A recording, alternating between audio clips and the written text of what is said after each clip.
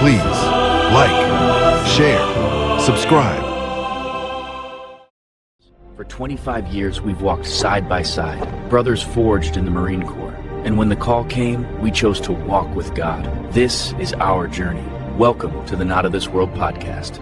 Hello, everybody, and welcome to Not of This World podcast. We're on episode 34, and we just got done watching the Super Bowl over the weekend. We had the Epstein files released, and all the salacious content's out, people going crazy talking about it. We wanted to break it down and talk about what it looks like on our end. And first of all, my name's Steve, and this is my friend Josh. How you doing, everybody? So, Josh, how was your weekend? How was the Super Bowl?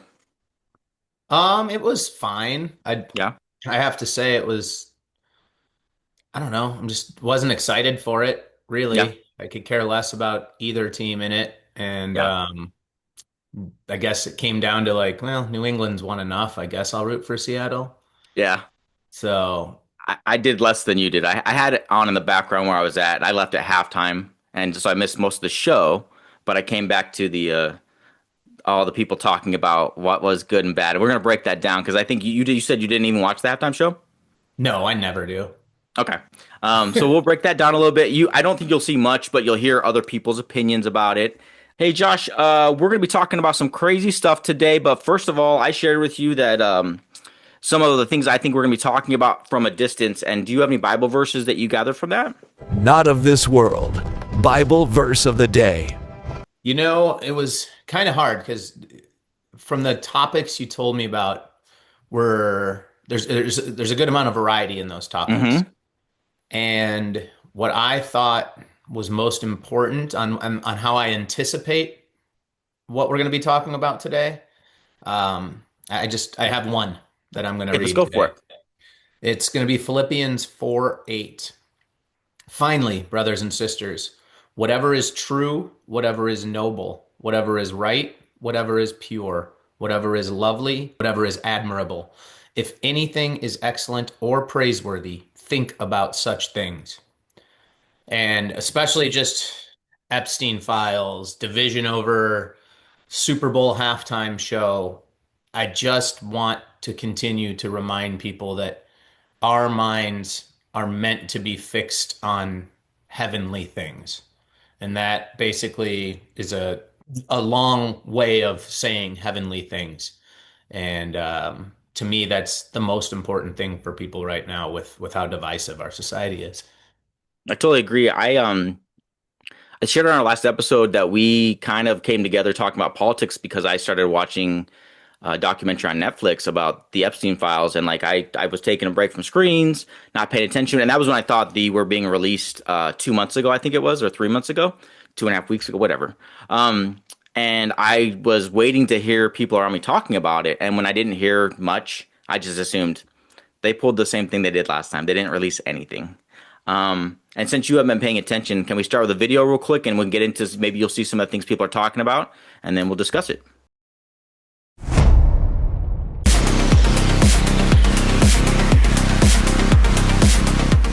Viral AI images, alleged drone footage, and resurfaced 4chan posts have reignited conspiracy theories, claiming Jeffrey Epstein could still be alive after a fresh DOJ document release.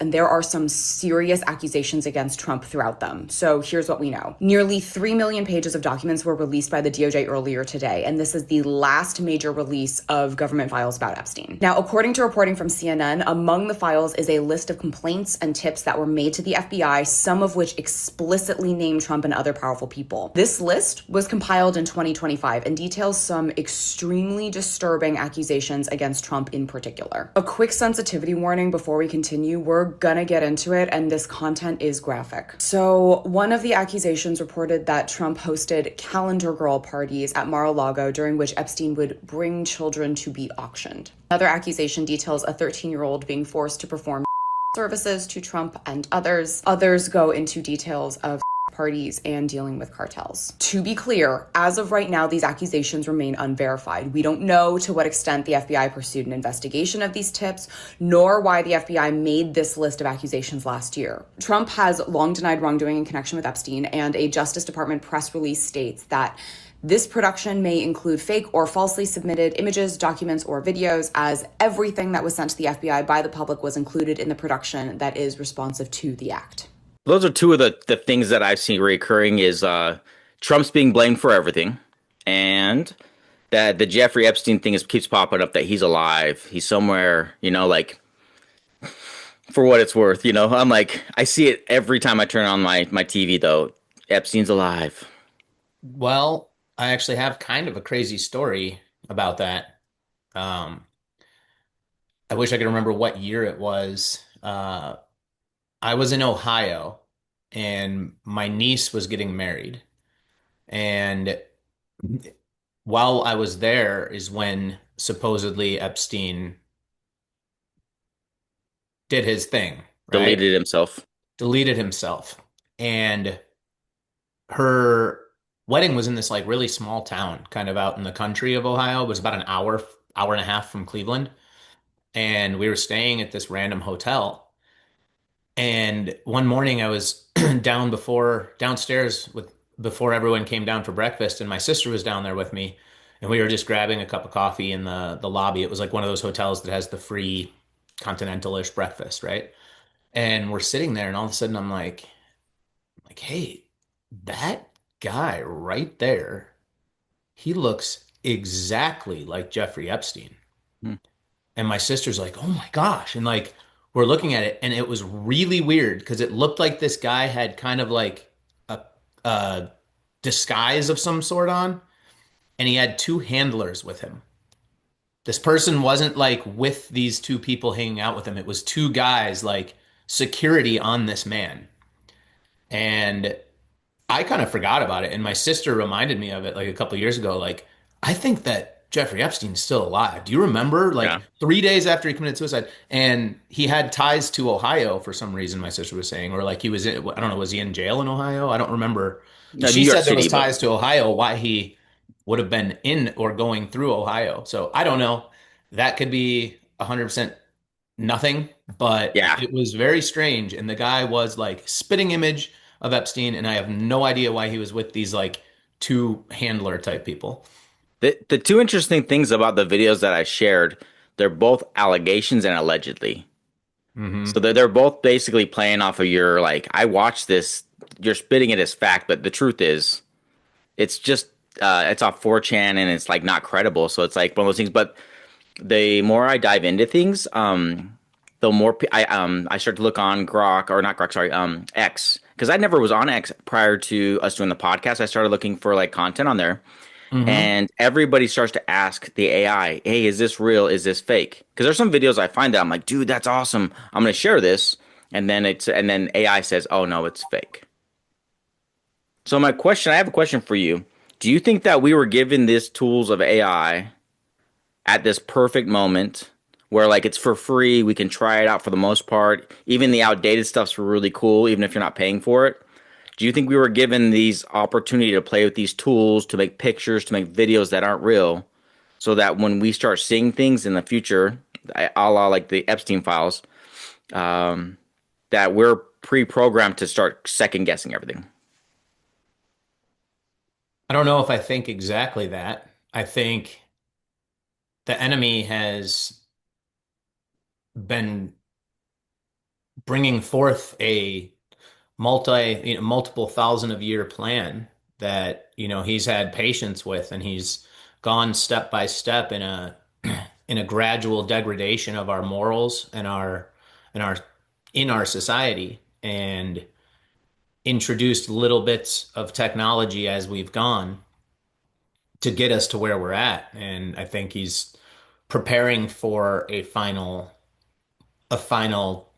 run, like a final overthrow, right? His planned takeover, basically. And I think at the same time, God sees what the enemy's doing and he tries to turn the enemy's bad for good. And Hmm. so That's why, you could take something like YouTube that we're on, right? There's a billion videos that are fear-mongering, that are lies, that are fake. But then there's millions of videos that are people trying to do what we're trying to do, and that's to highlight God and to bring forth God. And so every single thing that the enemy does, I think also God tries to use to also bring people to him. So, yeah. It's a confusing time because you have President Trump, who said he was going to expose everything. He gets in office, and we have people he appointed, like Dan Bongino and Kash Patel, and they come in and they start telling people we've released everything. There is nothing. Mhm. And then all of a sudden they're like, here's a dump of 3.5 million files. You're like, and I don't know what the documents entail. I don't. It could be pictures, it could be emails, it could be you name it. But to sort through 3.5 million documents, I did a quick like Google ask Google how long it would take for a person to quickly skim over. Like that's not even like spending a minute per page, and it would take you Mhm. 14 years to skim over every single document if you just did a quick like scan. Yeah. Take you 28 years if you did it like a thorough look over, and if you actually read every single paper and made sure you were thorough about it, it'd be 140 years of researching. That makes sense because I've always tried to compare a millionaire to a billionaire because Hmm. I believe people don't understand how big $1 billion is and that no one should have billions of dollars. And same thing, if you were to count from one to a million every second, it's 11 point something years. Yeah. But if you count to a billion, it's 34, excuse me. Let me start that over. If you count from I'll edit one this to part a out. million every second, it's 11 point something days. If you count from one to a billion, it's 34 years. Yeah.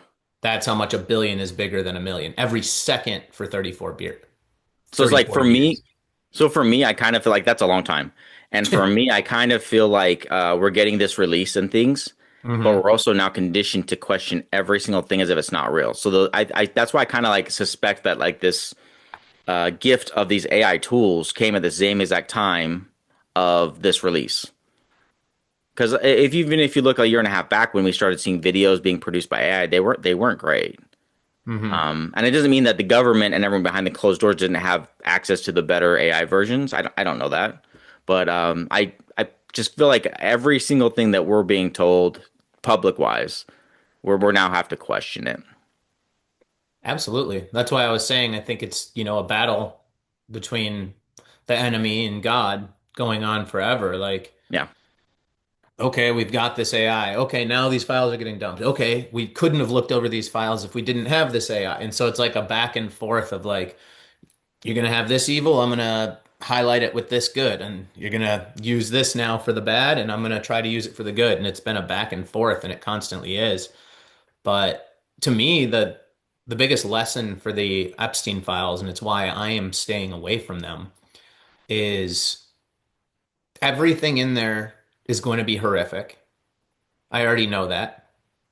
I already know there's nothing in there that is good. And there's going to be allegations. I know everything in there isn't true. It's someone said this about somebody said this about somebody. And so, really, by going through the Epstein files, by bringing it into your life, all you're going to do is bring evil into your heart and into your mind and division and confusion. And that's all that you're going to get by going through the Epstein files. I already know that I don't believe that most of the people in power in our world are good people. I already believe they probably are not and that they're working for the enemy. So going through it all doesn't accomplish anything. I feel you. It's a tough time to be alive right now and feel like you have like for I feel bad for younger kids and seeing how things are going. I think a lot of people are having a hard time with this. The next video I have for you kind of touches on that. Can I share with you now? Sure. Signal to talk about the real things. Those people, you know what they're doing right now? They're doing this. Guys, that was close. Woo! Wow. All right, let's be a little bit more careful next time, but that was close, huh? And they're all high-fiving each other. Yeah, good job. We got away. All right. And if you think that these people don't meet up and smoke cigars at Bohemian Grove or wherever, you're mistaken, because this is exactly what we're talking about. For every email that got released, there are 100 signal messages, theoretically anyway, signal conversations that are 100 times worse and darker than anything that was in Gmail, because criminals don't use Gmail to talk about their crimes. They just don't. Their conversations are gone. The ones on Signal we'll never see. And that's it, right? The whole thing is just gone. The news has moved on. Everybody's just moving on with their lives. Nothing's ever going to happen. And look, I don't want to sound like a broken record, but this is where we are. And where does that leave us? Where does it leave you? Where does it leave me? Because I'll tell you where it leaves me. I sit with this stuff all the time. And it sucks. You know, the honest answer is it leaves me feeling discouraged most of the time. Like the enemy is winning. Like the enemy has won. Like the enemy is the one who is dictating the lives that we live in, is keeping us in this prison planet. It's keeping us occupied with our day-to-day lives. We can't do anything real because our whole goal is trying to survive. It's like the game was rigged, you know, way before I was born. And it was. It's been rigged forever, right? And it's going to be rigged long after I'm gone. So I don't know if you felt it, but that heavy feeling in your chest at like 3 a.m. when you're just thinking about everything, you're thinking about life, you're staring at the ceiling and you're wondering, you know, where is this all going? What is the point of this? Because it seems like no matter how hard we try, no matter how good our intentions are, it doesn't matter, that we don't matter. The only thing that matters is these people who are in power and what their will is, because they're the ones pushing the ball forward. We're just along for the ride. I agree with everything he was saying. And that's why I think it's just better to stay away, Yeah. because it brings that anger, it brings that um, defeated attitude into your heart. You feel helpless when you actually start thinking about all of these people at the top. And we've already been told the devil's in control of the world. It says it multiple times in the Bible.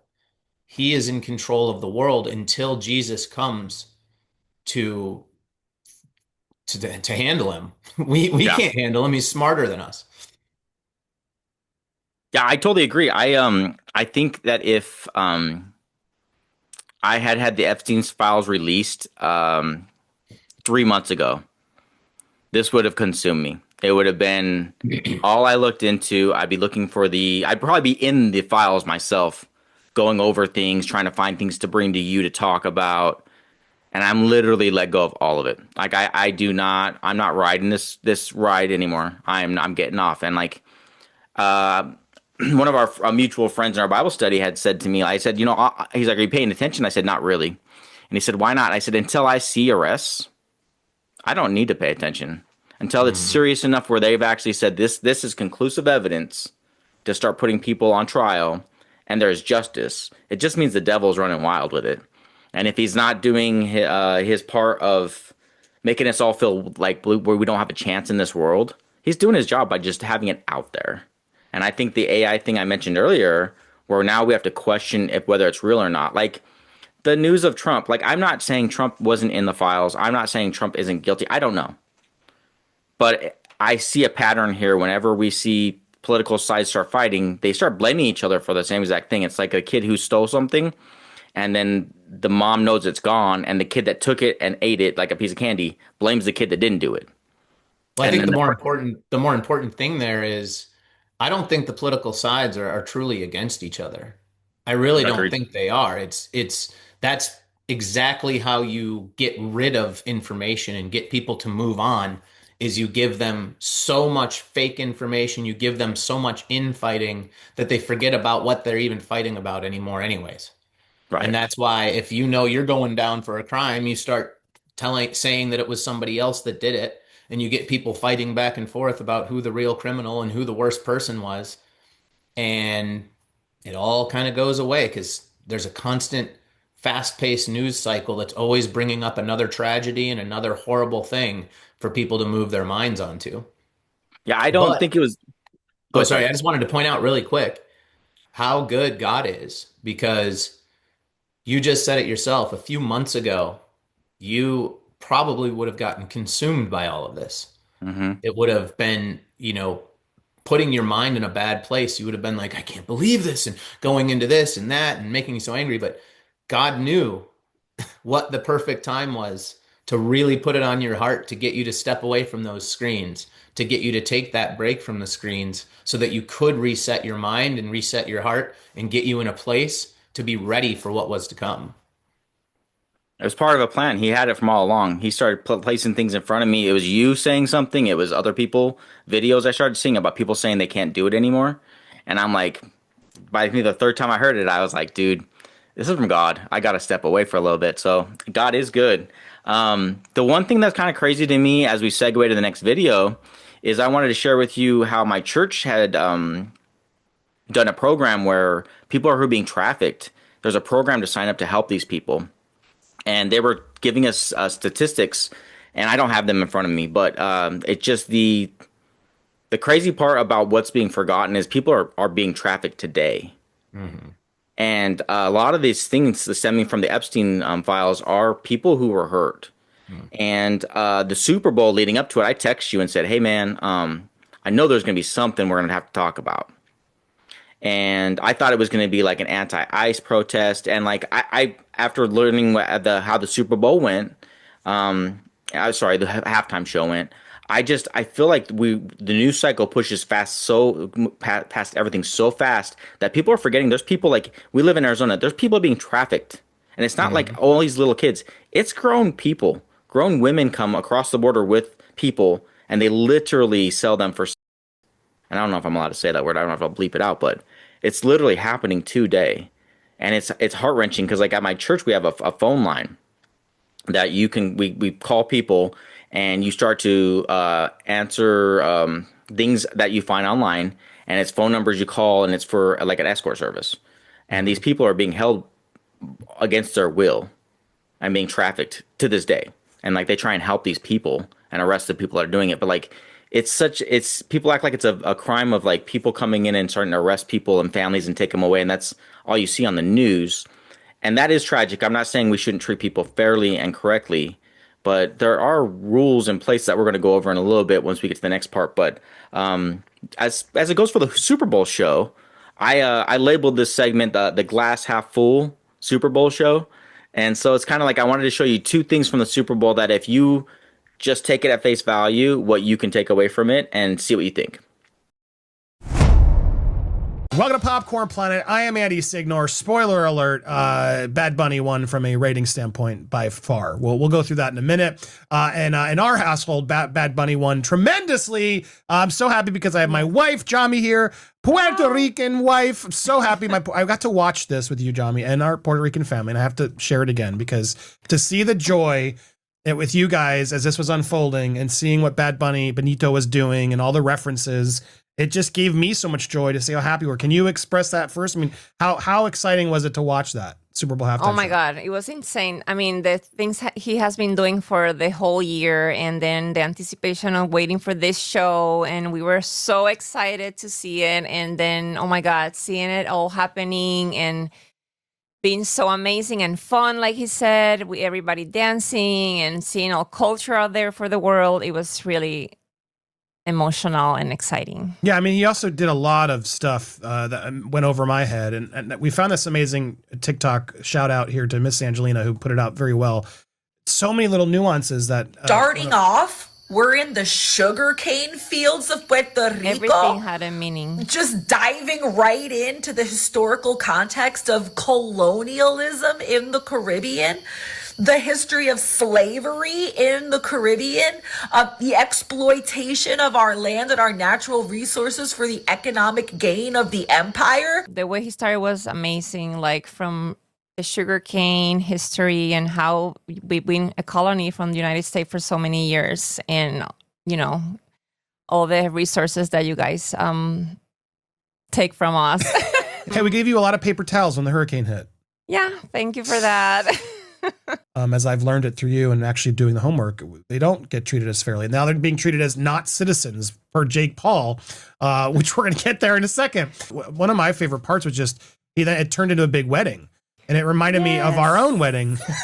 So cute. It was they were talking about family values and how, oh, is this so dangerous? But this was such a beautiful family oriented, a man marrying a woman, and the family all there celebrating it. And this was a real wedding, by the way. A real couple actually got married. How cool would that have been?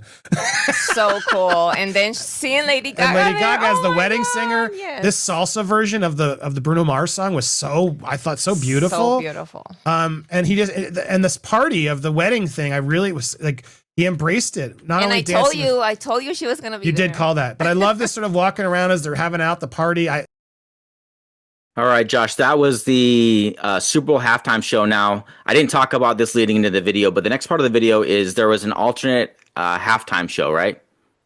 Yes. You're aware of that? Okay. So Kid Rock was the performer, and there was mixed reviews and rebellion against it as well. I'm going to show you the glass half full version of that now.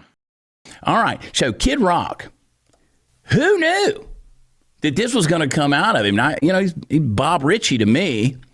And he comes out and he starts playing a song that's one of the most raucous, rowdy, early songs of his. And I said, well, this isn't going to be a family-friendly Super Bowl at all.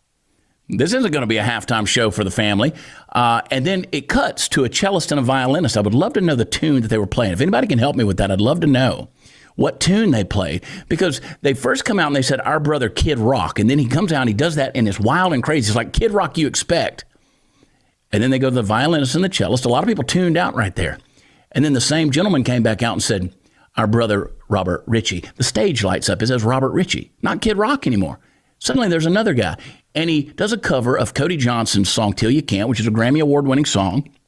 It was Country Music Song of the Year 2 years ago, written by my very dear lifelong friend, Ben Stennis, and his writing partner, Matt Rogers. Texted Ben last night, said, brother, congratulations. I hope you make $1 billion off of this song with this remake and this rewrite, because he dropped a verse in there that was just mind-blowing. And I'll let you go watch the rest of it, the rest of the program. But you remember this verse right here. This is absolutely incredible. Listen. There's a book that's sitting in your house somewhere that could use some dusting off. There's a man who died for all our sins, hanging from the cross. You can give your life to Jesus, and He'll give you a second chance till you can't. Right? Till you can't. If you got a chance. Now, okay, let me just tell you, if that bothers you or offends you, I can't help you. That's encouraging to me. That was good stuff. Okay. So I've seen both sides of this. So I had I don't know, there was like 8 or 10 people over at my house for the Super Bowl. Mm-hmm. And at halftime, I went outside. And because I had a TV inside and a TV outside. The TV outside, people turned on the Turning Point halftime show. So I saw parts of that. Mm. Inside, they watched the Bad Bunny. It was mostly the wives were inside. They wanted to see it. All I know is I'm happy Kid Rock, shouted out Jesus, gave a little bit of information. The show was terrible. What I saw, it just looked so cheesy and horrible of the Turning Point USA halftime show. There was a very small crowd inside. It just looked like terrible lip syncing, unless the audio feed was just off. It just looked like the worst lip syncing I've ever seen. The whole thing was, to me, embarrassing. Now,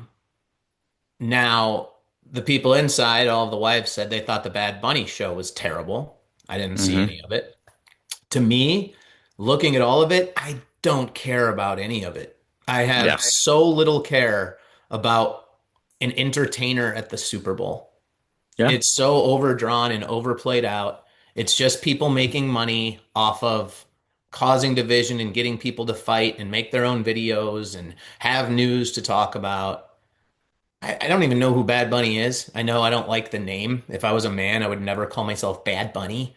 And I just don't know anything. I don't have anything good to say on this topic. I don't really care about what any entertainer's doing. I know people have told me that he's talked badly about our country and that's why he shouldn't be doing it. Maybe he has. Maybe he'll change his mind someday, but I'm sure if I lived on an island where a bunch of rich people came and took the island and left all the people who lived there first poor, that I probably wouldn't love them either. But also, I guarantee tons of people who lived on that island also made money off of whatever was done with sugar cane or whatever. And there's never been a country in the history of the world that wasn't taken over by someone. So I'm tired of this argument. We're going to get to that. We're going to get to that. So, Okay. Same thing for us. On my end, I mentioned we were at like a dinner party for family, and the Super Bowl was on in the background. I wasn't really even watching it. I was hanging out with my nieces and nephews, and then we took off right as halftime started. And I got home and I put on, because I wanted to see what the Super Bowl, if there's going to be anything worth mentioning on our podcast. So I turn it on.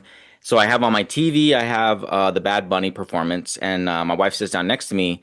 And she's just dumbfounded, like, who is this? And I'm like, it's Bad Bunny. And she goes, who's Bad Bunny? And I'm like, he's like a famous musician. You know some of his songs. She's like, I don't know who that is.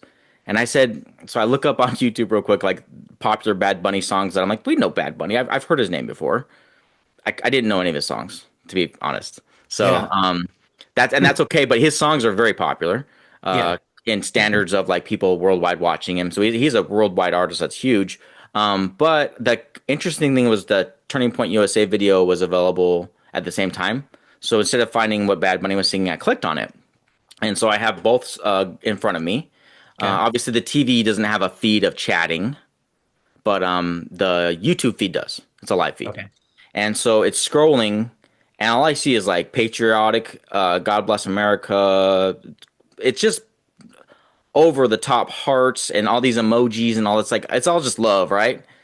And I'm looking up at the halftime show on TV, and it's beautiful. Like the cinematography they did, the messaging. I didn't think there was anything salacious to me that I saw right away because I missed most of it. The show ended right away with them walking out holding a bunch of flags, like basically saying like love is the only thing that can conquer hate. And I'm like, I'm for that message. That's cool. But it ends and goes to a commercial, and then I'm watching the other show, and that's when Kid Rock does the scene you just saw with him talking about Jesus. And while he's singing that song, I'm assuming the rest of the world's tuned out from the Super Bowl show and jumping onto this to see what it's about. And the feed goes from being like really like all God Bless America to like it is hardcore halfway hate now. Like, this is trash, you're garbage, and just all the hate that you usually see in some places of the internet. And I'm like, oh, okay, here we go. Like, it doesn't matter what they're talking about. It's just the division of it all. And I wonder how much of that is actually even real versus bots. Yeah, I don't know.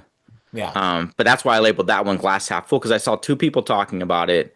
I thought the things that they mentioned were pretty positive, and if I weren't to watch anything else about the halftime shows, I'd be like, sounded like they were both pretty good.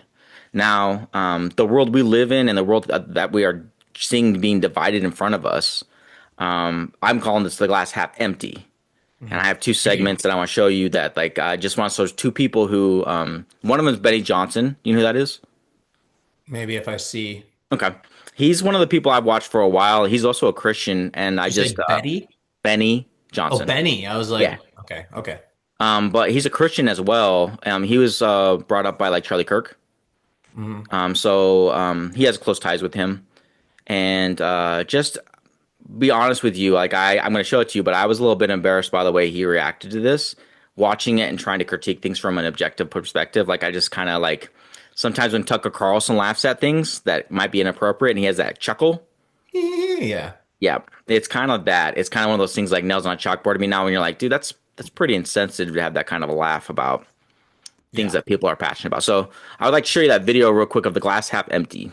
What's up, guys? It's Benny. The NFL is in complete and total collapse after the worst halftime show in history that had diehard fans like this dude who has NFL jerseys hanging on his living room wall walking out and saying, I need to go back to America after watching this. Listen. Where are you going? Outside. Back to America. Cody Lee. Back to America. I'm going back to America. Yes. I love how they bring in the Satanist here, right? Lady Gaga is a Satanist. Lady Gaga practices occult rituals with Marina Abramovich. She talks about it openly. She's like a little protege for Marina Abramovich. And of course, Lady Gaga gets shoved into this show. It didn't make any sense. Her music sounded like garbage. All of the music sounded like trash. But this is because Jay-Z is a big fan of the occult and these rituals. And that's what this was. Look at this filthy third world aesthetic. Look how gross this is. You know, like a tire factory. And a bunch of, look at it, so family friendly. Like a tire factory. Bunch of fruit stands. Bunch of dirty fruit stands. Bunch of dirty, like, EBT bodegas. The NFL should be ashamed of themselves. It's time to fire the NFL. It's time to fire the commissioner. The fans. And then I know everybody in the world seen it in the United States of America. Them two guys grinding on each other.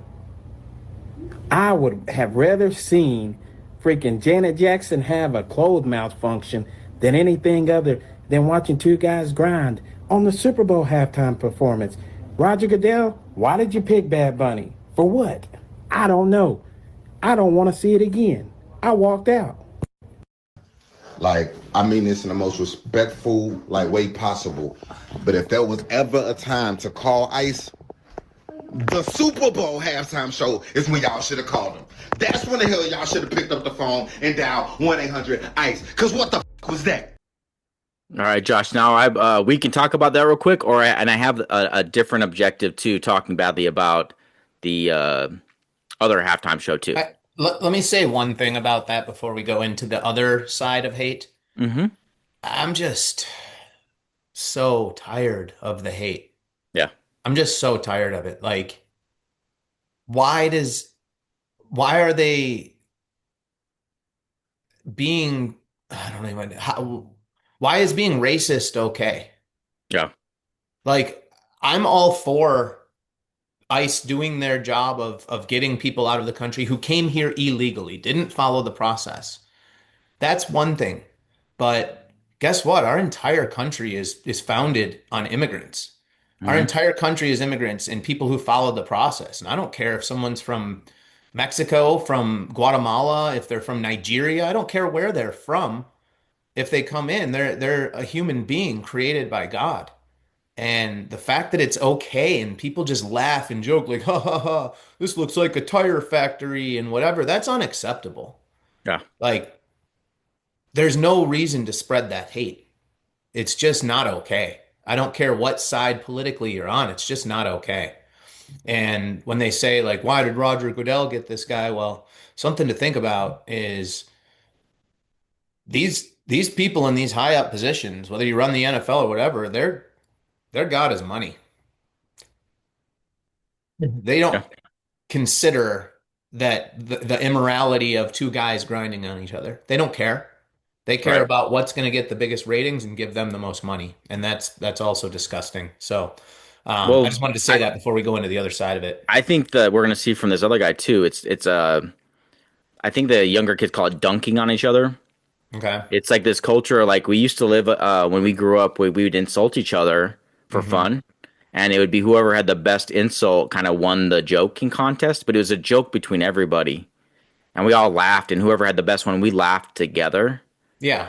This is like the opposite of that. This is division. This is people saying like the things that Benny Johnson said there. I was like, dude, come on. Like, you're better than that. Like, we have friends that we have from Puerto Rico that served with us in the Marine Corps.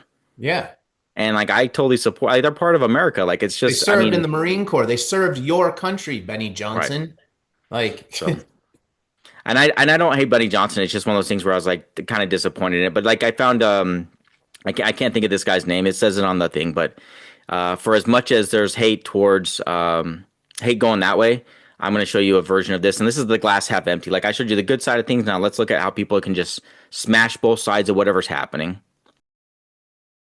Just because Erica Kirk is a full-time grifter does not mean that she is good at it, and she proved that today, because on the biggest day for Turning Point USA and their right-wing outrage to the scary Bad Bunny, oh no, a little bit of Spanish and fun, their alternative halftime show, if you can even call it that, it's just a big joke, has already crashed and burned. It is blowing up in their faces, it is all falling apart, it is having to be shut down, and what's funnier than just the fact that they're canceling part of it is that before it even began, it was already a disaster. I want to get into how before we get to the news that is just humiliating Erica. So before the Grift Fest could even start, MAGA admitted to desperate ratings ploy for the Kid Rock show. Panicking MAGA influencers are plotting ways to game the numbers for Kid Rock's alternative Super Bowl halftime show, apparently terrified of a ratings rout by the real thing. The reggaeton superstar Bad Bunny is poised to steamroll Turning Point USA's All-American halftime show. God, it's such a joke on Sunday.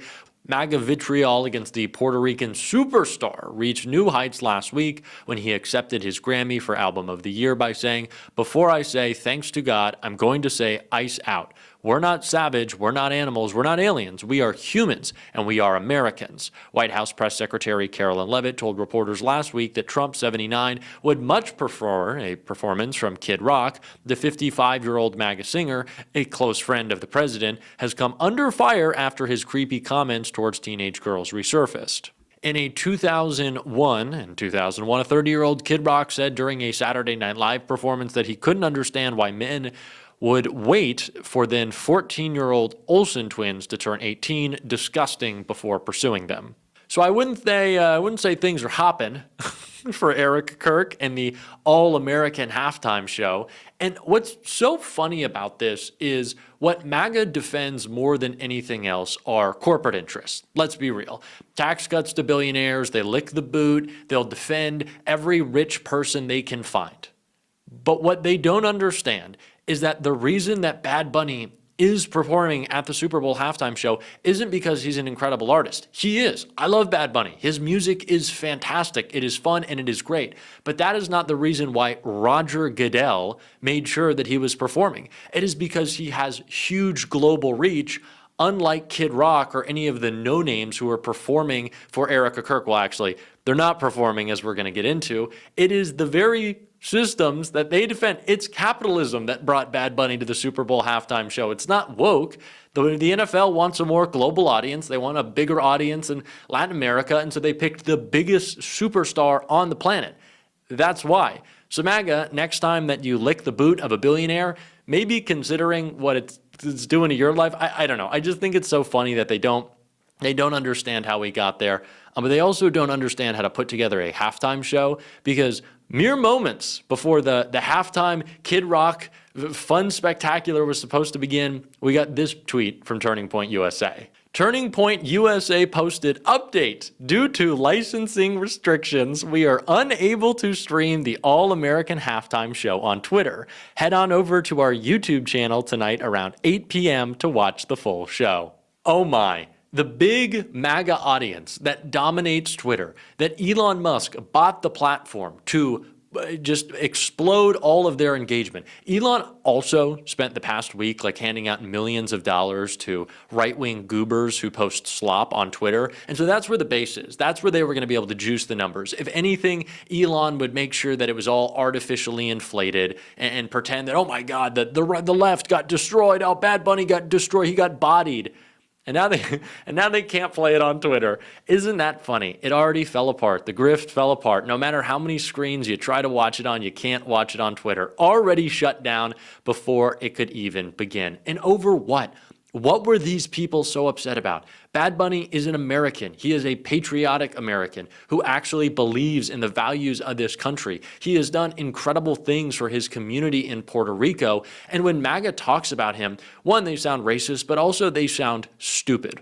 One of the funniest clips I've seen in reaction to Bad Bunny was a Fox host, I don't even know who, just some no-name blonde woman, saying, "Oh, I'm not going to watch the halftime show. I'm going to mute it and then eat some chips and guac." some chips and guac, and a quesadilla, and some tacos and some nachos. I wonder where those things come from. And it's funny that MAGA responds and says, oh, you think food is political? Everything is political, you idiot. What do you think politics is? Do you think it's a game? Do you think it's red or blue? I pick my team and cheer them on and protect the pedos and everything's fine? Politics is every facet of your life. They don't seem to understand that. And that is what being conservative in the age of Donald Trump and through most of history, let's be honest, is all about. These people fundamentally misunderstand everything. They are stupid. They misunderstand art, culture, music, politics. I saw all these people saying, oh, you know, Green Day has gone woke. I used to love their music. Were you listening to it? Oh, Rage Against the Machine has gone so woke. Why are they protesting Trump? Rage Against the what? What machine did you think they were raging against? Was it woke? No. Are you stupid? Yes, they are. They are stupid, they are grifters, and they are bad at it. They can't even put their dumb halftime show on the biggest right-wing platform there is. Elon Musk spent $44 billion, one, because he thought it would make people like him. It hasn't. And two, to uplift the right wing, which he has done a good job of. It is a very scary thing how much control over our information and over our platforms all of these billionaires, these oligarchs aligned with Donald Trump have. But even with that, no one's going to fucking watch Kid Rock. It's just funny, and it's an embarrassment for Erica. Do you know what she's probably doing right now? She's probably wiping away the tears. Oh no, we can't grift. Oh, no one's going to watch. Oh, what a shame. These people, they're not smart. They're not smart. They deserve to be mocked. They shouldn't be taken seriously. I know we don't on this show. I'm sure you don't. But it is embarrassing. It is embarrassing, the reaction that the right has had. And it also just makes them sound like little pussies. Like, let's be honest. They just sound like little whiners, little complainers. Oh, I can't watch Spanish. It's so scary. What are you talking about? You know how the right always says, you know, about some comedy, like they'll say The Office or like, you know, the movie The Hangover. They're like, oh, you can't make that anymore. You can't make that anymore. I think it's the inverse. Imagine if you suggested you make a show like Dora the Explorer today. I watched that as a kid. Imagine the meltdown the right would have. They're trying to indoctrinate our kids. But tens of millions of Americans speak Spanish. Oh my God, what are we doing? It's Spanish, it's scary. Imagine proposing the idea of a library today to a conservative. Libraries have never existed, and proposing that idea. I think Fox, Sean Hannity would explode. They're trying to give out free indoctrination templates. They're called books, dummy. Have you ever read one? Crack one open. MAGA is dumb. It is the only way to understand them, is to understand that these are uniquely dumb people who lack compassion or care about their fellow man, and we should stop expecting them to. And we need to call them out more, louder than ever. So going into that clip, you talked about the whole dunking thing. How was that dunking? I don't understand. Him just calling out like every single thing that went wrong and saying like you guys are idiots, you're stupid. Like all the things he's saying about these people, like he's basically laughing at every turn he can. The same way that Benny Johnson just did. Okay, I was gonna say, yeah, I saw the same exact thing from him as I saw from Benny Johnson. Yeah, that's what I'm showing though. But like it's for me, I'm trying to share with you like you can watch like the first two videos and like I purposely selected those two clips so that it would be like a positive vibe to it, like people being proud of what they saw. And the two other ones are just like it depends on what you're filling your heart with. That's why I'm trying to show you the division between the two clips and like if you are for one of those two sides, like if you identify yourself as a Republican or a Democrat, you're gonna watch one of those videos and laugh and think, oh, this was great. And then you watch the other one, you are gonna be enraged and be like, this isn't true. Because I found both parts of it to not be true. Well, let's take a step back for a minute, really quick, and look at this from a way outside perspective. We are talking about who sang a song on a stage at a football game. And we have our entire country enraged by who sang a song on a stage at a football game. What are we doing? Right. What are we doing? Like I rack my brain trying to figure out what is going on right now, and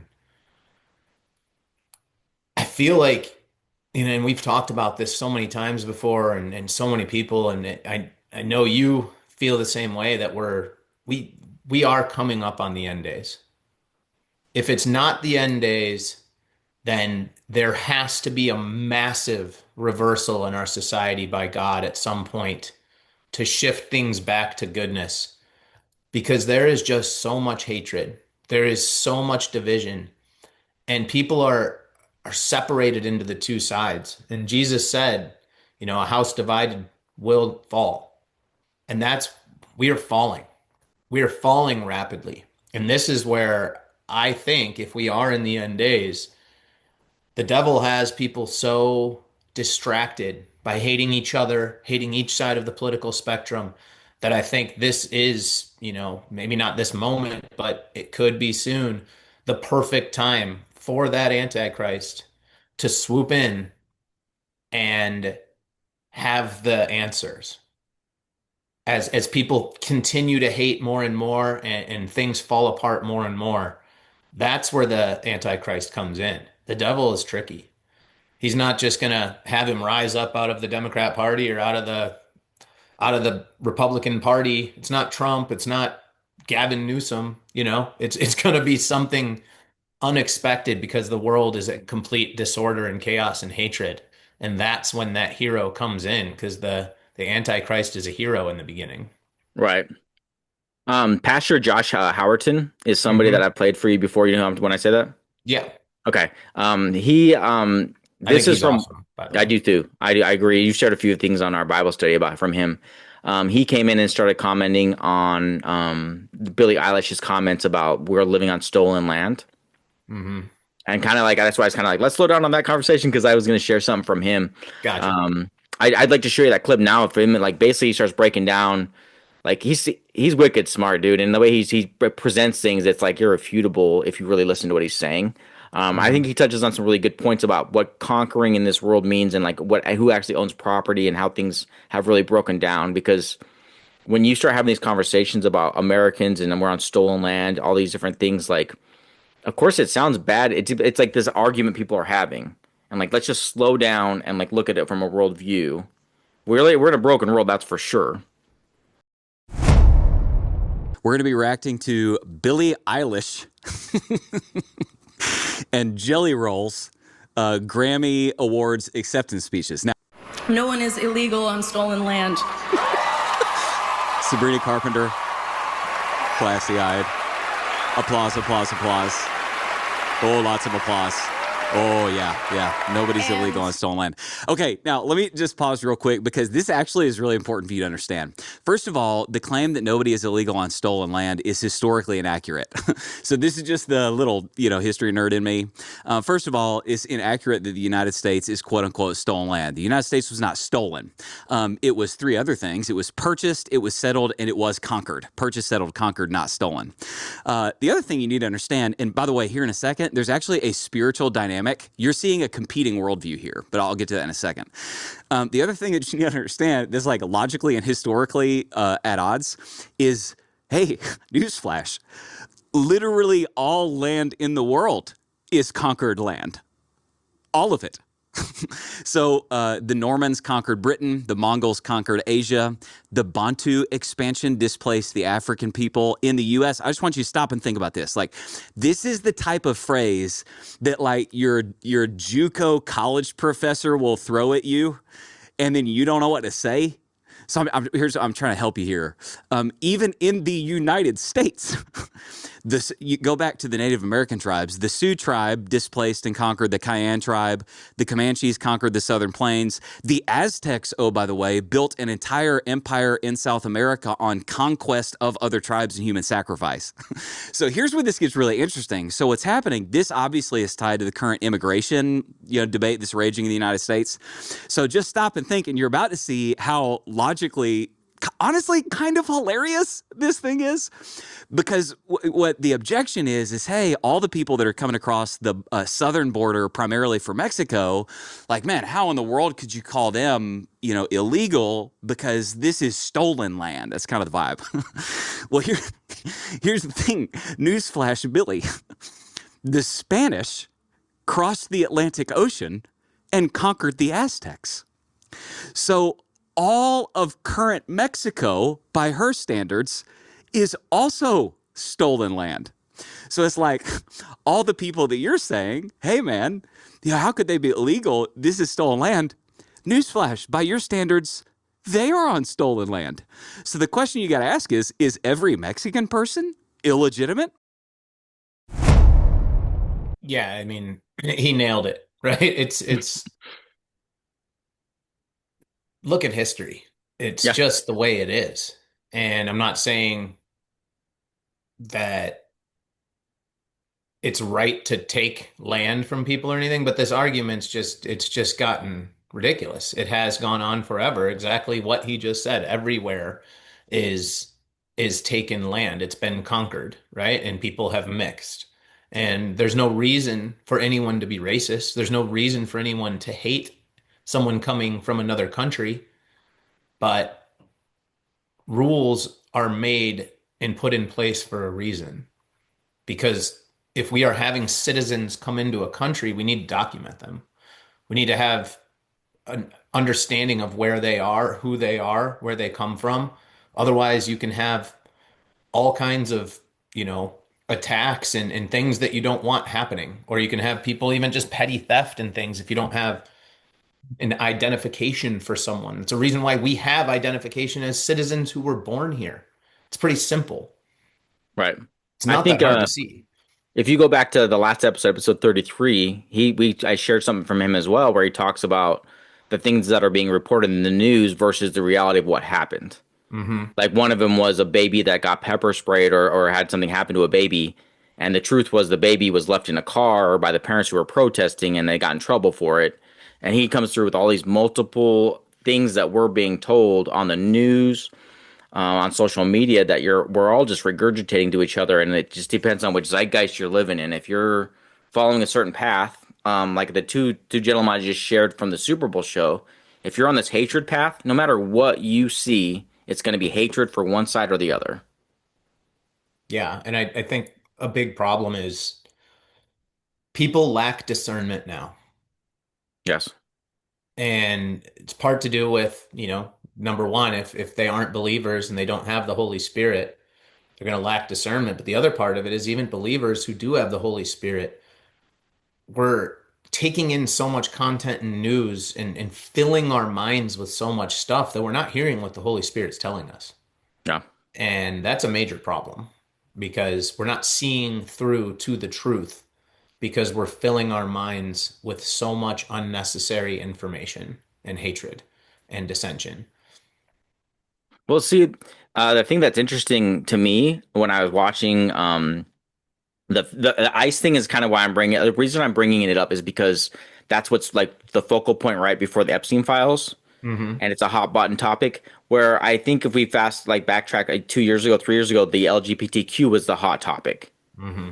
And it's like I kind of was expecting that to rear its head during the Super Bowl show, and it had a part of it, but it wasn't the main focal point. It's almost like it's old news. And we had the playbook with black people are supposed to be pitted against white people, and now I feel like it's the immigrants and ICE, and like the majority of our country voted for Trump, and we wanted the immigrants that aren't legal to be deported. Well, how do you think they're going to do that? And it sounds like from what I'm hearing, they're deporting the ones that are criminals first. It's just that's the only ones they're deporting. So it's like crazy to me that people are so up in arms and things happening, and you're like, okay, well, you just take a time to pause and look at what's happening. And it's just the discernment you talked about. Like you keep on breaking down these core foundations of our society that help things run: police officers, firefighters, military. You keep on making these people hate their job enough, they're going to not do it. Or I can already see our police forces have been neutered since what they used to be. They're a fraction of the power they used to have, or the people that used to care enough to do a good job. They're not doing the job anymore. It's the people that came in and be like, they're paying pretty good. They're giving me a lot more benefits now. I'll just do that. It's almost like right at the time when everyone doesn't want that job, they'll be able to save the whole police force by bringing in robots. Could be. It could be. I think the other thing Josh Horton talks about, he says, I label it selective outrage. And what I'm touching on right now, he starts talking about how we are being force fed what to be mad about. That's And why like, I brought up the discernment aspect, Mhm. because just like you said, it's gone from one topic to the next. When you have discernment, when you're able to see through it and just be like, why are they pushing this so much? Yeah. There's I always didn't, a thing that they're pushing. And if you can just see that something's being pushed on you, you should be able to take a step back from it and say, wait a minute, this doesn't actually have anything in my life. Like this has no. no impact or issue that I need to be upset about. Yeah, my daughter's 14 years old and she went to school on Monday and came home and I said, "Hey, how was school?" And I said, "Did anyone talk about the Super Bowl halftime show?" She's like, "They were talking. That's all they were talking about." I'm like, "Oh yeah." Like I said, I didn't see anything too crazy on either side. And I said, "What are they saying?" She said, "Well, they said the Super Bowl halftime show is great." They said, and I said, "Oh, what was were they saying stuff about the other show they put on?" She's like, "Yeah, they said it was racist and homophobic." And I'm like, "Well, that's like the stereotypes we're living in now. Like, right, like No. there was nothing really. If you break down both shows, you can be pissed off about parts of either one of them if you watch it, right? But Yeah. the truth is, neither one of them were that bad. Neither Yeah. one of them were that great. They weren't many ones that we talk about besides it's a blip on the schedule, like of like what they have scheduled for news right now. They're like, And okay, again, take a step back and look at it. Why is anyone arguing over someone singing on a stage at a football game?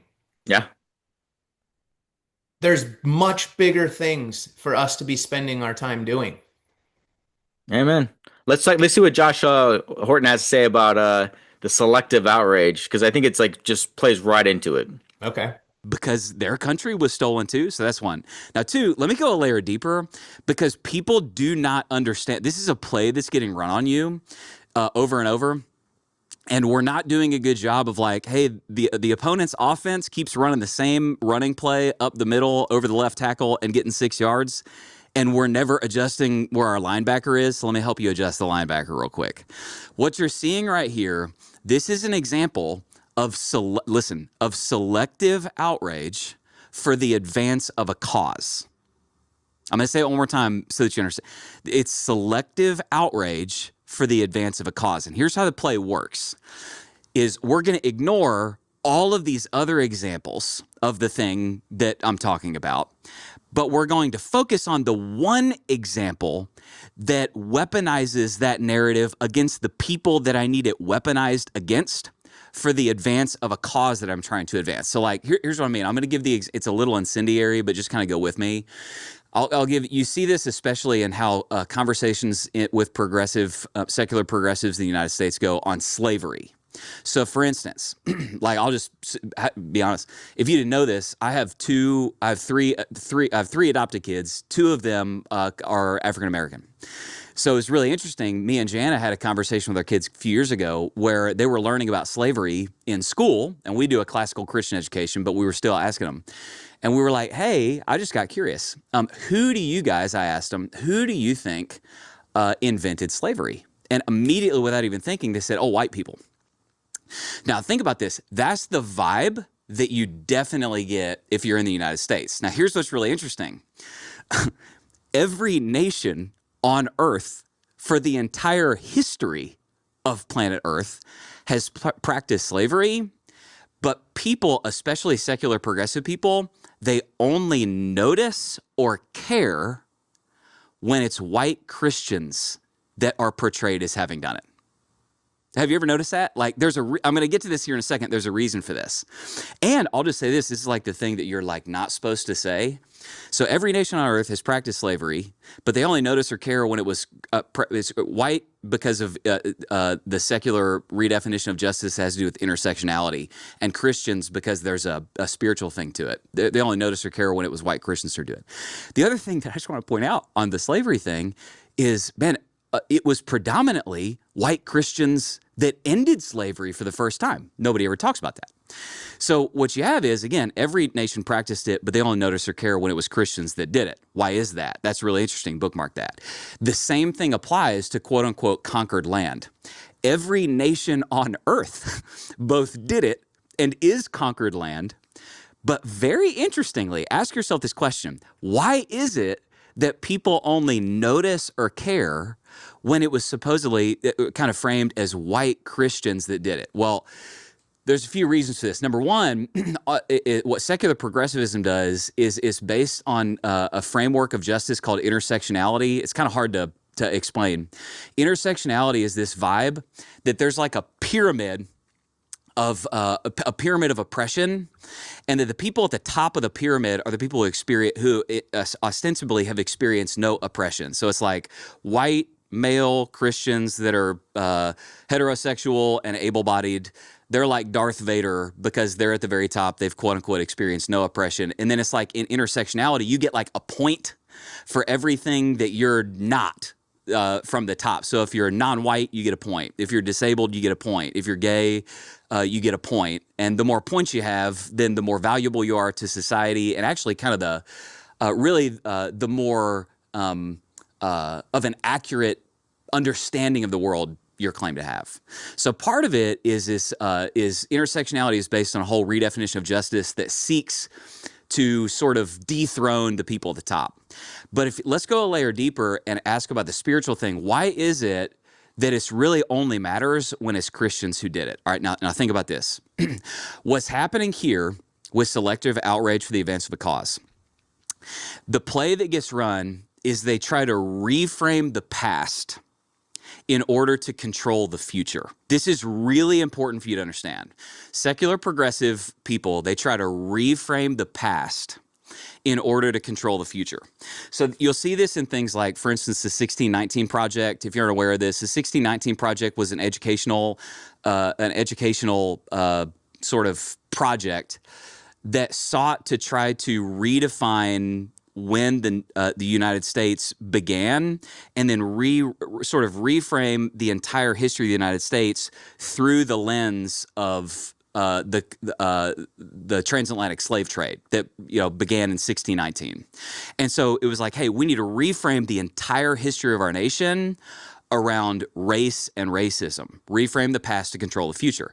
The other examples of this, have you ever noticed this? Why is it, let me ask you this question, why is it that in school systems, higher ed and lower ed, that are controlled by secular progressivism, that they're constantly accentuating moments in history where Christians were ostensibly the bad guys, and then they hide, omit, or downplay any time when secular people or atheists did considerably worse things. So for instance, you'll hear, and by the way, I'm going to get back to Billy here in a second, but just give me a second. For instance, you hear all the time about the Crusades. By the way, the Crusades were predominantly defensive wars that were fought after centuries of Islamic conquests by Christian societies simply trying to preserve their families from jihad. So that's number one. Or you'll hear things about the Spanish Inquisition. Like you hear this constantly. The Spanish Inquisition. It's like the peak evil, the Crusades and Spanish Inquisition in history, or colonization. Now, what's really interesting is the Spanish Inquisition is like, people talk about like this peak evil moment in history, which it was very evil. But there were really only between 3,000 and 11,000 people killed over the course of more than an entire century in the Spanish Inquisition.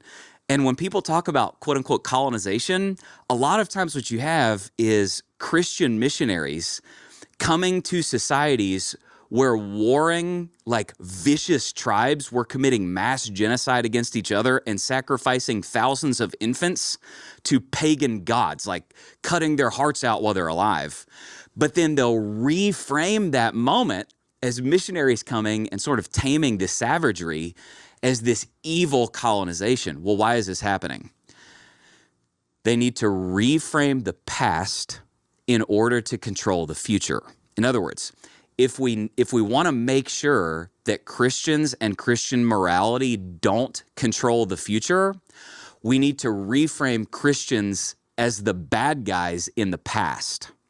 So that's why you constantly hear about things like the Crusades or the Spanish Inquisition, where maybe 3,000 to 5,000 people were killed, but you don't hear as much about times throughout history when secular dictators killed way more people. For instance, Stalin killed 20 million people. Mao Zedong killed 40 million people. Pol Pot killed 1.7 million people. Kim Il-sung in North Korea, 2 million people killed. Vladimir Lenin, 7 million people. Ho Chi Minh, between 1 and 3 million people killed. So you don't hear about what you hear about is something where like 10,000 people were killed in the Spanish Inquisition. Again, reframe the past to control the future. That's what's going on. Now, last thing, I'm just going to point out what's hilarious about Billie Eilish saying nobody is illegal on stolen land. All these people that are applauding, they are on, by their definition, stolen land. So, like, just yesterday, the Tongva tribe, this is hysterical, reached out and publicly said, this is their statement, because Billie Eilish lives on a $14 million, by the way, gated mansion in LA. So strong borders and border walls for me, but not for thee. That's what Billie's doing.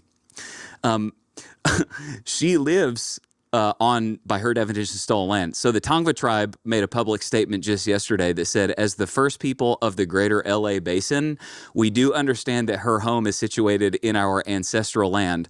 Eilish has not contacted our tribe directly regarding her property. That's absolutely hysterical. I mean, yeah, slavery, it's back in the Bible. Slavery has existed forever. And I think it's a recency bias with the anger, like you said, with the white Christians. It's the last slave owners happened to be in the United States before it was outlawed. But there were technological advancements that made running farms and building things and doing whatever a lot easier. And in no way am I condoning slavery or taking anything away from it. I'm just saying it is a part of history. It's gone on in every nation in the world. And it just happened to happen last here in our country. And I mean, I am a white Christian. My family didn't live in the United States when slavery existed. We didn't arrive in the United States till 1918. So to me, I'm sorry. Like I have no ties to it whatsoever. If anything, I would, my family's from Germany. We were slaves to Italy at one point. So I don't know. Should I hate Italians? But no, it's all selective anger, and people need to move forward. People need to learn how to love and to live with love in their hearts and how to spread love, and not in a false way where you are choosing to spread love towards LGBTQ but hating anyone who's against it. You need to love all and spread truth to all. Yeah, amen. I mean, we grew up in the 90s when it was like the worst thing you could be called was a racist. Mm-hmm. Like it was totally unacceptable. And there was pockets of old people who still had that in their heart. And it was looked upon like, I remember if I was ever on anybody who shared that kind of rhetoric, you are such a simpleton. It just felt evil. Like that's how it felt when you hear someone just not like somebody because their skin color. You're like, that ain't right. The same thing with being gay. Like if you don't like someone because they're gay, that's just as evil. Like you're not supposed to pick people apart like that and be like, there's one thing about you I don't like. You're done. I don't like you. Like it's so stupid. Absolutely. We've made plenty of friendships around each other. And I think if we've ever got around anybody who's had a smidgen of that in them, they were like, that's not going to work, bud. Can't hang out with my crew. We don't judge people like that. Yeah, definitely. And I'm just looking at all of these things and how you mentioned them, how it went from, the fight was about LGBTQ. Then the fight was about racism again. Then the fight was about this. Now the fight's over a Super Bowl and over politics and this and that. And it's constantly moving from one fight to the next. Right. And the only thing I really want to say to people about any of it is, what if you didn't spend your time filling your mind with this garbage and sitting online arguing with people over it and spending your time telling your friends how much you hate this or hate that? What if you actually went out, like for the last 2 weeks at my men's group at church, they've brought local nonprofits that the church work with, and they gave, a pitch to all the guys. There's like 400 and something people at this group every week. And they gave, last week it was Gigi's Cottage in Arizona, which deals with foster children and helping foster children. What if you spent your time actually going out there and trying to help these foster children? Or last night we had a group called Hustle Arizona, which is some guys that started a program that go into impoverished communities and try to get them financing and entrepreneurial training on how to start businesses and try to actually improve these impoverished communities through empowering the people who live in them. What if you went and spent your time doing that? Or if you're big into the LGBTQ community, what if you went and tried helping them in some way? Or if you hate ICE so much, what if you went and tried actually helping illegal citizens of the country learn how to gain their citizenship the correct way so that they're able to stay? Point being, spend your time trying to do positive, loving, good things in society rather than just spreading this hatred. Man, I totally agree with you, and I think that as long as you keep on reminding yourself that there's a playbook being run against us to divide us, like when we saw I believe it was the 2020 election, and Biden was coming in, and he was basically coming in with all the green energy. It was green energy, green energy. The world is going to end if we don't stop this now. No one's even talking about it anymore. It is now it's so entrenched that if you scroll through a news feed, it's every single thing, every storm that happens in our country, it's because of man-made climate change. And it's just like an accepted thing that it's just so embedded into people. The point I'm trying to make go ahead. it's completely it's overlooked now.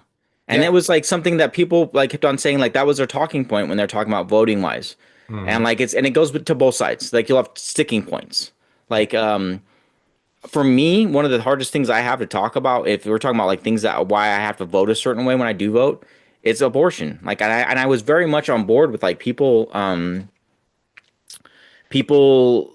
having the right to pick what they want with abortion. Growing up, I just that shouldn't be a man's decision. And I went and saw Ben Carson speak at an anti-abortion thing, and basically it started changing my mind about God's perspective on things. And this is before I was giving my life to God the way I am now. And I think seeing that divide is one of the things I want to start bringing up, is how men and women are being divided in this country, and how that's a talking point on both sides, where if you're a Christian, you're I can't support that. I'm sorry, I can't support the murder of children. And so I think that's one of the reasons why some women vote the way they do too, because they're well, I have to support, even though I might not stand for it, I have to support a woman's right to have that done medically. And just hearing these arguments of people have these things to me, it's okay, well, you do get a right to vote. I can't say you're a bad person for wanting to vote a certain way, but for me, it's a sticking point. It's one of those things where I ask other Christians, if they voted for the left, they're I don't support that, but I voted for it. And you're okay.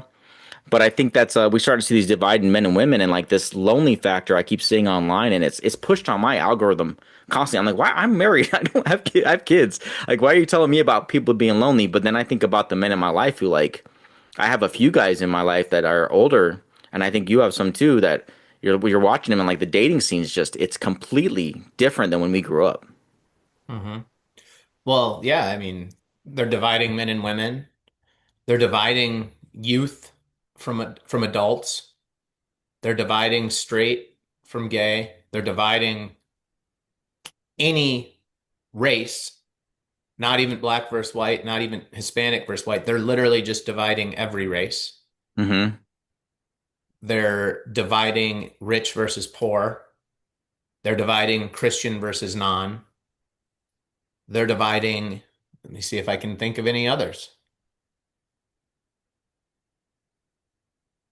Hip hop music versus country music. They're literally dividing every single aspect of our society because chaos is the goal. This will lead us to when I get through this talking about men and women. I have a secular worldview that it's going to show you what's happening to people, and how I think it's framed in a positive way. But I think you'll see the way this is broken down. It's I have an ending with how God works the same way. And so I'd like to show this video, just starting to show how some women are talking about how men are treating women nowadays and how they feel about it. And I want to see what you think, and then we can have some reflection on how we feel like women used to act. And if we have solutions or we have different ways of looking at things, maybe we can offer that right now. Okay. Have given up on women. Let's face it, the red pill community was not built overnight. As both a woman and a psychotherapist, my journey has been humbling to say the least. The number one reason that men have given up on women and on love is solely because the gap between men and women is getting larger and larger. With women, there's the movement of I don't need no man. And then with men, you have that movement of when women are a liability. I don't think men like women anymore. I don't think that men desire us women anymore, us real women. I don't think that they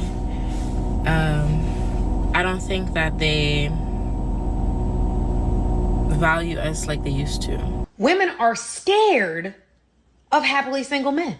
You want to know why? Let's get into it. Being happily single as a man makes you more appealing.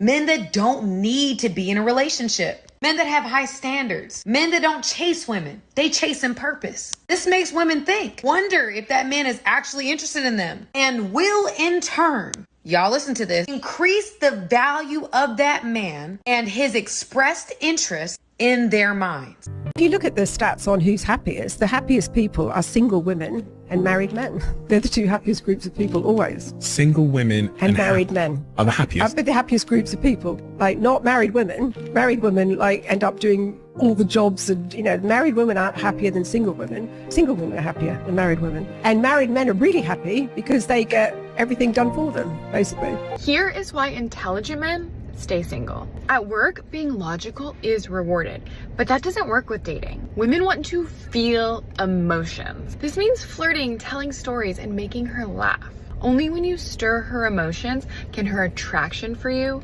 grow. That was pretty tame compared to what I was expecting. I'm trying to keep it. I've seen about the separation and hatred that is getting pushed everywhere. Yeah, I'm trying to keep it a little Christian. So yeah, I get it. Yeah, from what I hear, like for me, it's the dating pool. It's the online dating because like we came. I never dated online. I never had a dating profile. So I don't know what that's about, but from everything I've read, it's like competing with like all the dudes. Like I go to a club or a bar with you guys, and like the good looking guy would go with one girl. That so you just got that knocked out of the way. The best looking guy in my group is gonna start talking to the best looking girl, and so I'm like, okay, well that girl most likely I don't want to try and talk to that girl, right? But there's another girl with her friends that I'm like that she's beautiful, she's nice, and I'm like, okay, I can talk to that girl. She seems nice, and it was like. But you shoot your shot, right? You go up to him, you say, hi, how you doing?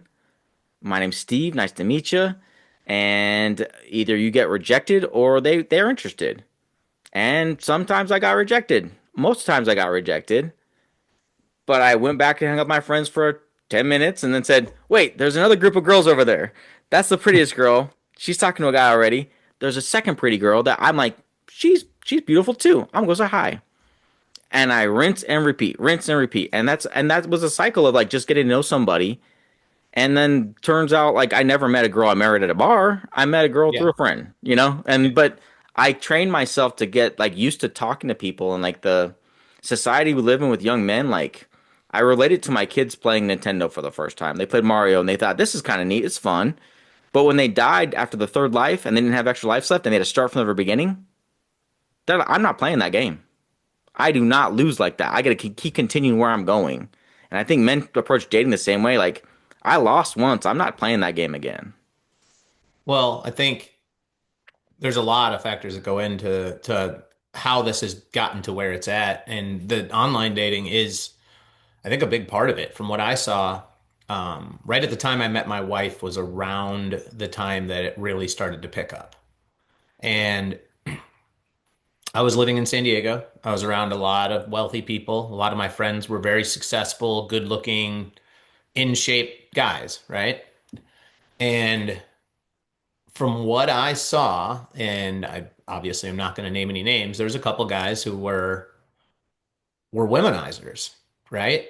and they purposely would go on the app, and they know who they've hooked up with in the past, but they would go for girls under their what they considered their level because they could take them out and it was an easy hookup, and then they would just bounce. And it's really scumbag. It's really scummy, right? But this is what guys were doing all over. But what was also happening there is it was resetting the standards from this girl's mind of what guy she's meant to be with. She's supposed to be with this 9 or 10 guy, whatever. And I'm not trying to judge anyone on looks or anything like that. That was part I did attempt the online dating, and I hated it because I'm a personality guy and I don't like fake, and everyone was fake in their messages and all of that. And my point is it reset a lot of girls' standards on who they thought they should be getting. But they weren't ever getting these guys. They were just hooking up with them. Then the girls who were really pretty are like, no one's reaching out to me on here. Or they're just shutting them down anyways because it's like a random guy shooting his shot or whatever. And then guys, 8, 7 and below are getting turned down by the girls that they're actually perfect matches for because they're not good enough for them. So they're failing nonstop. So they're like, I'm giving up on this. I'm sick of this. And then, like you said, the whole in-person scene started to fade because no one's talking to each other in person anymore. So this guy's no longer talking to the girl that he used to try to talk to.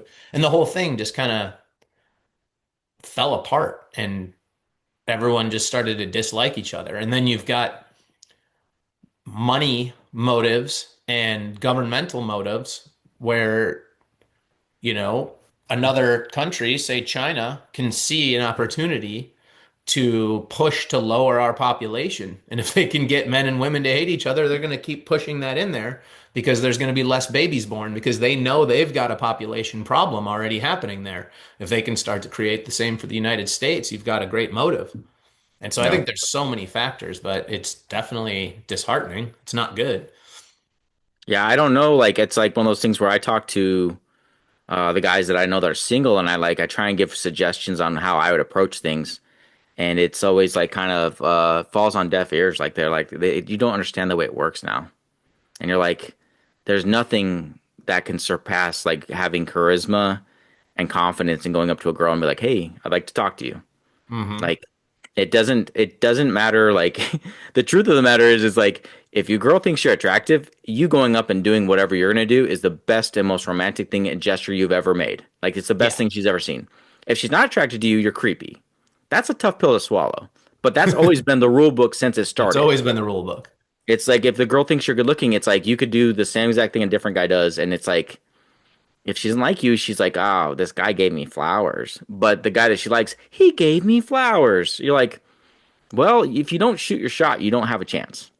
It's like the lottery. If you can't complain that you didn't win if you didn't play. For sure. So, like, let's hear some of these dudes what they have to say too, because like I think some of it's one guy that starts off as like us older guys going like, what's going on here? I think it's kind of funny. Do you think men are happier when they are single or in a relationship?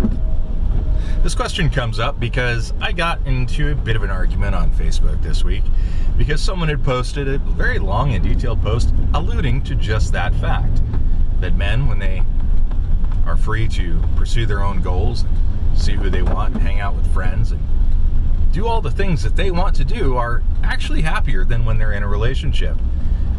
And I agreed, because the reality is that men typically give up their goals and hopes in lieu of whatever she wants them to do.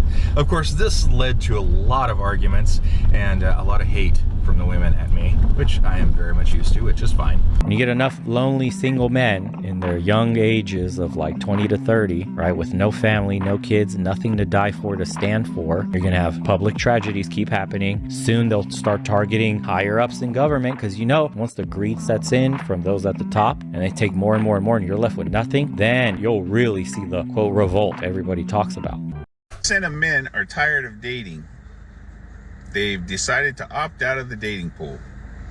That is different, crazy. But why are you guys opting out of the dating pool? I don't get it. Leave a comment. I want to hear what you guys have to say. But 80%, that's a big number. Girls, what are you girls doing to these guys? You know, one thing. Go ahead. I said one thing we didn't touch on that I related to a little bit when listening to this is I was single for a long time, mostly because I had a good time hanging out with my buddies. We had like relationships that were like close knit friendships that like until we all started getting to like the age of like 25, we were like, let's have as much fun as we can. And then, you know, one of your buddies starts getting married, and then it's just like a trickle effect where everyone's like, I need to settle down. And I don't know what it was, but it's like literally all of us got married within 2 years. But it was like this this bromance, I guess, if you want to call it that. Just like you have a really awesome friendship with people that you do your life with for the longest time until like you start seeing the separations. That I can see guys getting stuck in that zone where if especially if it's like good looking guys like you mentioned where they're flooding the market with the online stuff. You know, if they don't have a reason to get married at all. Yeah, I mean, there's just so many different levels to this whole debate, right? And I think a lot of it comes down to all of the different divisions that we've been talking about in this episode. And we can go into all of them. We'd be here all day. But I Right. think what's most important to remember is God created man and woman to become one and to have that union. And I don't care what anyone says. I don't care how much brainwashing can be done, how much hatred and division can be caused. A woman still wants to feel wanted.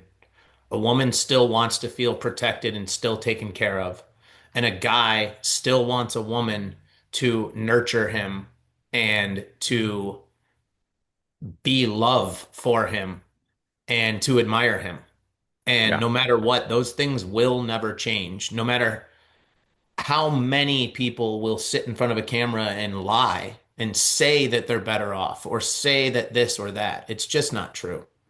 Yeah. We were created to become one and we are better off as one. Yeah, I think one thing that I would suggest, like if we're gonna start suggesting things to guys, is definitely get away from corn Yeah. completely. I think that's something that's really ruined society, in my opinion. And I don't want to get past the subjects of like we're talking about men and women and how we're being divided. And I think what you're saying is like what God wanted for us, like the devil's going to destroy it. But like that, the corn issue is a lot of times I see men that think that's the reality of what like life is like a married life. Like that's not what a married relationship looks like. It's not this adult video that you see that women act this way. It's not the truth. And so like even when you get into real life, like you are flooding your brain with a drug that's telling you that this thing is so cool and so great. And then the next time you go watch it, it's like the same time you try to drug for the first time, it just doesn't hit as hard. So you go to the next level of whatever it's going to make you excited. And I think that's you start crossing over these lines of how far it gets. And you're just not going to find that even though the girls that you're walking up next to that you talked about the standards of people you're supposed to start dating, your expectations of what things are, you're going to find that they're not going to make the mark once you get past the part of meeting somebody. If you're not compatible on those levels because you flooded your brain with so much garbage that no one's going to be compatible for you because you found a computer to match what you like. Definitely. And I to give some advice for the people who, when they do find a partner that they're happy with, you know, there was that during the woman one, there was the one lady who said, and you know, whatever I don't know if she gave a percentage, but she said women are happier single, men are happier married. And it's because women have to do everything and blah, blah, blah. I don't necessarily believe that what she's saying is true. But I do want to say to the guys out there, the work life in a marriage should be balanced. If you are the provider and you are paying 100% of the bills and you're going to work and your wife stays home, then yes, she probably should take care of most of the house duties and taking care of the child and all of that. But if your wife is working and you're working, then you should be looking to split those duties, or vice versa. If your wife is the one making all of the money going to work, then you should be handling a majority of the house duties. There's finding that balance. If you work and your wife works, but you expect her to take care of everything, that's just not right. There needs to be that balance to make each of you happy. Yeah, I think that's a big misconception of like Christian marriage is you read the Bible and it goes into detail about, and I think it's the New Testament. I'm really bad about quoting Bible verses, but it talks about how a woman's supposed to like honor her husband, and like it goes into great detail about what a woman's supposed to do for her husband, and then it says, and men, you're supposed to love your wife like Jesus loved the church.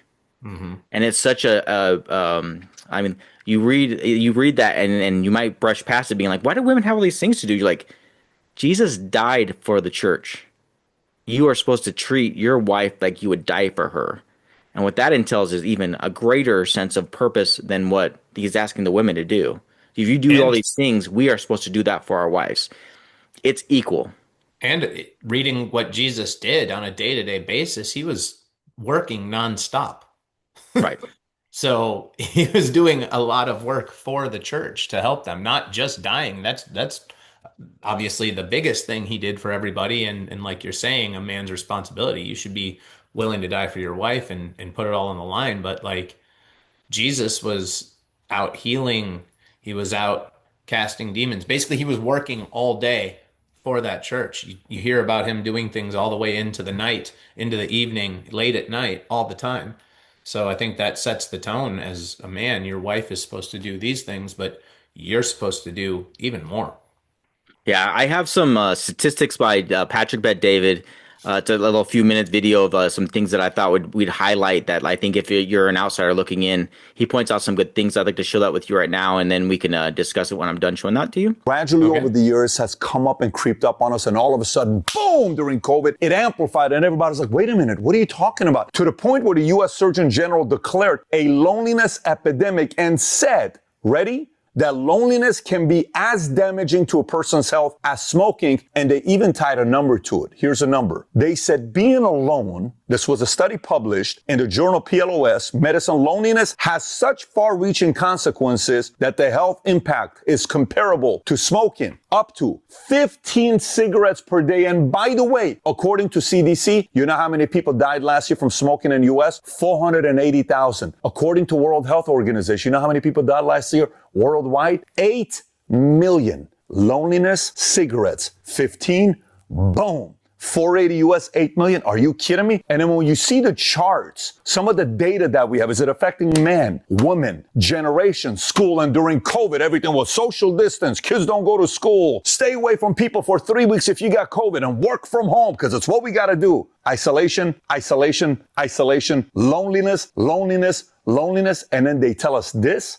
Why weren't you saying this 3 years ago? Let's look at a chart. Take a look at this chart here. This is from U.S. Census Bureau, and look what this means. This is the number of single-person households in the U.S. from 1960 to 2022. Now watch this. Go to 1960. You'll notice that blue. That number is roughly 7 million single-person households in America. Look where it's at today. Roughly today, 38 million people. Now you may say, well, Pat, I mean, the population's gotten bigger, so isn't this supposed to increase? Totally fair. We looked at the population in the U.S. in 1960. You know what it was? 179 million people. You know what it is today? 340 million people. You know how much of an increase that is? Roughly 90%. But watch this. In 1960, single-person households was 7 million. Today, it's 38 million. You know how big of an increase that is?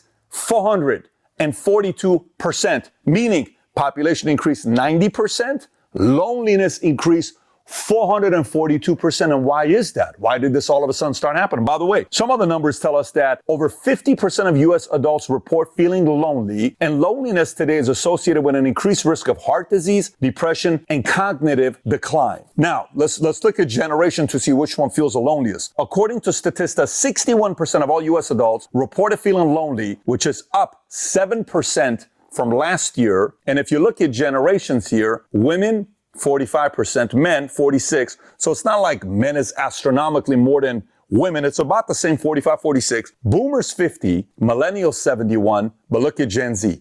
79% of Gen Z feels lonely. And guess who's mostly on their phones like this? Boomers or Gen Z? Gen Z. This is part of the loneliness epidemic. And by the way, you know what's crazy about everything I just said? This chart we just looked at, this is a 2019 chart. What do you think it looks like for 2023? Off the charts. But Statista doesn't have the numbers for 2023. All right, Josh, like the thing I mainly want to show you about those videos is like I think that our whole world, and you've pointed this out before, everything changed once we got a cell phone. Mm-hmm. And like and as a person, like me and I both sold cell phones when we were younger. I'd love for you to tell the story about when you realized this was going to be something that could make a lot of money. Do you remember the story about the girl? Yeah, definitely. Can you share that? Because this is 10, 15 years ago, and just I think it's imperative for people to see like the impact of what having a social media. It was 22 years ago. Oh, geez, we're getting old. I know. So yeah, we had been out of the Marines a little while. I think I've told the story on here before about, I was broke, I was whatever, and had this opportunity to start selling phones in the mall. And it was a lot of work. It was a lot of, you had to greet every person walking by. I don't know if anybody remembers the annoying guys at the kiosks in the mall back then. I was doing that for a little while, and it was hard because you're just getting shut down all day long. And some people rude, like just mean, flipping you off. F you, I hate you. And it's like, I just wanted to offer you a cell phone. But anyways, I was getting pretty close to quitting. I was like, I don't know. And I had been praying literally for any opportunity, and I hadn't realized quite yet that God had given me this opportunity, I think. And a little girl, I think she was probably about 7 years old, was up at the kiosk one day, and there was no one around. The mall was pretty dead. So she's talking to me and asking me questions. So I'm just kind of laughing and joking around with this little girl. And then she starts telling me about every one of these phones. And then she told me about, she heard me talk. Sorry, a customer walked up, and I told the customer, actually, we don't have service in the area you're in. You're still in contract. That's what it was. I'm sorry. I said, you're still in contract. There's, nothing we can do unless you're willing to pay the $200 cancellation fee in order to switch over to this plan or whatever. And this little girl goes, oh, all you have to do is call in and tell them you're from Strawberry, Arizona, and you can get out of the contract. And I'm like, what? And she's like, they don't have service up in Strawberry, Arizona, so they have to let you out of the contract. And I'm like, what is going on? And she knew everything about every one of these phones, like every single thing about the phones. And so anyways, after she left and whatever, I was just sitting there, and I'm like, this is not going anywhere. Like, these cell phones are about to take off. Like, a 7-year-old girl is this into all of this and knows all of this stuff. Like, that was when I decided to stay in cell phones. Like, I'm like, I have a huge opportunity in front of me right here. Yeah, I think that's like even just the progression of everything technology wise. When we've brought up AI and all the things that you're like, well, this, like, even when they brought up YouTube, I'm like, YouTube, like, what? People post videos, like I'm gonna watch that. Yeah. And look at where it went. Like, AI, my mom was just talking to me the other day. She's like, I'm not getting on AI. I'm like, you will. We all will. It's just the more you stop to like checking. Like, I have one last video to share with you before we go to the last video of Ashley Hayes kind of summing this all up, and we're gonna get out of here. But I keep on seeing how the more I got off screens for a little bit, the more it just takes little check marks off your life of like where you select people to be around. And so, like, the dating pool, the people you surround yourself, like, you only can hang out with certain people who follow every single little nuanced thing you like, right? So, like, if you're going to choose to be a Republican, well, then now you're a Republican, but you can only be around people who like this thing and now this thing, and like the mark keeps on getting worse and worse and worse. Now, this secular video I want to show you from Joe Rogan is Chris Williamson's talking about how when you're improving your life, when you start making positive changes in your life, what you'll start to see is that same separation. So separation isn't always bad. And I believe God does the same thing. And I want to show this video to you before we get to the closing of this, just to see your thoughts and see if my point of thinking about how God starts to shape you and how you might have loneliness in your life. And like, it's okay to be lonely when God's working through something, if you're doing something for a positive nature. But when you start closing yourself off for the negatives, you're just going to feed into the negatives. I'm going to show you that video real quick, and then I would like to hear your thoughts. Yeah. And this is most people, I think, most people's experience, because if most people don't change, you are going to be an outlier if you're somebody who does change. I think about personal growth kind of like a rocket ship taking off. And as you take off, you've got a particular velocity that you're moving at. And what you want is to find other people moving at the same velocity as you. But the quicker that you move, the fewer people are going to be like you, right? So some people will be ahead of you, and you're in this lonely chapter, and then you catch up to them, and then, oh no. And this isn't, some comment on people that work on themselves, like morally better or worse than anybody else, but it's just a stark sort of fact about you talk to people and you resonate with people that are at the same level of life as you are. And that kind of makes sense. You have things to discuss. You're encountering the same sorts of challenges, whether it's in terms of your self-worth or your wealth or your relationship status or all of these things. Birds of a feather, right? And, one of the, I guess, difficult realizations of people who want to change their life is that if you do it well, you might have to go through a period where you let go of all of your friends. But the really bad realization is if you do it really well, you might have to do that multiple times throughout your life. You find a group of people, finally, I've landed after that period where I was on my own and I didn't really understand. Oh, I'm still going. And I now need, you mean I got to do it again? Yeah. I've got to do it again. I just thought that I'd found my group and I've got to do it again. This lonely chapter thing is, it's a big deal. And I think that it explains why so few people make big changes. Because the temptation is always going to be to just go back to what's normal, go back to what I know. And it's why, America, for all that it's a horrible cis hetero patriarchal superstructure that's misogynistically keeping everybody down, it's an enthusiastic and sort of excitable country. And you guys have kind of got permanent first line cocaine energy about everything. And for me, it seems to be a real enthusing environment. It encourages me to do things, helps me to take risks. It's either that or get kicked in the head a lot. And I just love it. I love the fact that it makes me feel confident in doing difficult things. And I wish that more people had that community around them. I think largely Reddit is just a website filled with people who couldn't find other people to talk about their niche in their hometown. Like this particular there's a lot of that, right? Warhammer 40k version or whatever. But it's difficult. And when you get to the stage where you're faced with some personal growth decision, you're always going to have to make this value exchange of, do I want to move forward on my own, or do I want to go back with my friends? I just thought what he said spoke volumes to me about how God works through our lives. Yeah, and I think what he's saying has some different layers to it. So I know you've experienced and I've experienced that as far as getting, more into God and getting closer to God.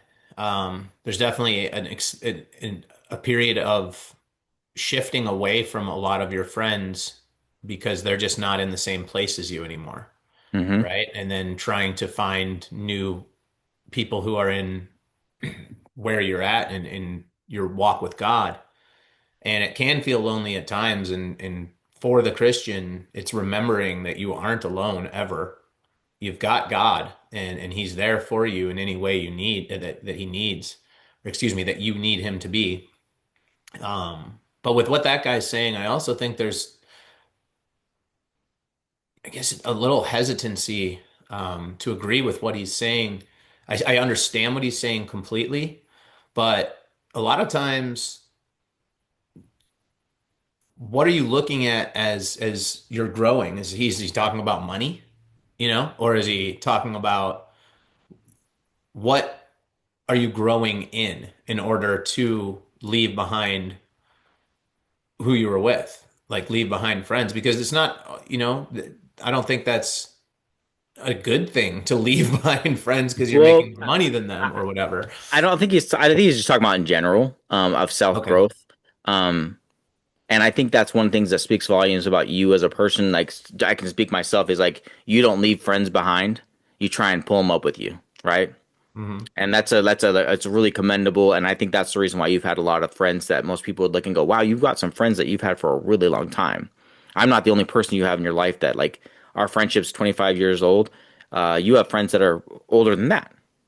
I also have friends in that. Like, that takes a lot of committing to not leaving people behind. But there are plenty of people in our lives that did get left behind. And I think that, like, what he's trying to say is, like, if you have friends who, I'll use an example I used was talking to somebody else. Said this. It's like if you were trying to set some new goals for health, and you were to try and work out and start eating healthy. Well, the friends that go out to eat at the places you can't go all the time, they might get left behind because you're like, I can't really participate the way I used to in those activities. I think God does the same thing. Like, you'll start seeing him shape your life where, like, there's certain people you can't have in your life, and it's going to feel lonely. Yeah. And I think that is natural through a lot of different stages. And it's just, like he did say, people that you hang out with, a lot of people that you're on the same level with a lot of times. Right. But and I think, like, for me, like, showing a Joe Rogan clip on our show, I'll find that if I put Joe Rogan in our thumbnail this time and it's Chris Williams and it's one of us in between them, we'll get people clicking on this. And I want people to hear how God will work in your life. I want to see, like, if you can start watching the whole episode and you start to see, like, wow, I can see that they are throwing this Epstein thing in my face, or the Super Bowl show. Like, you'll start to see, like, there's a narrative being portrayed to you to split you apart from everybody else. And this positive upbringing part where you're just getting split apart from things can be a positive things, but it can also be you're closing yourself off from good people in your life just because, if you're part of the LGBTQ and you think, oh, well, Christ doesn't have a spot for me. It's not the truth. God loves everybody. Jesus loves everybody. It's for everybody. Like, I don't know how else to explain that. Like, that you're not loved. It's just you're going through things that, like, you are separating yourself from things where there's God's love at the moment because you don't feel it because you feel like you're not worthy. But that's not the truth. So you have one more clip. It's Ashley Hayes. She's my favorite. Excuse me. And it's kind of the outro thing. And we watched that. And then next thing you know, we're going to be done with this episode for this week. And I just think she's the third person in our podcast without her knowing it. So whenever she's ready, she can jump on board. What do you think? I'm going to show you the Antichrist lie, the final rebellion that is happening right now in real time. This video has 2 million views and counting, and this is why they are releasing the Epstein files now. It is literally preparing the world, setting the stage for the arrival of the Antichrist, and so many people are buying into it. You guys finally figured out the elites are doing all this terrible, awful, horrible shit. Welcome to the party. I have more for you. Hi, I'm a sociologist that grew up in super conservative evangelical Christianity, deconstructed, and got really into the magical arts. No, they're not Satanists. That's a little ruse they've been playing. This has always been what's been behind Abrahamic religions.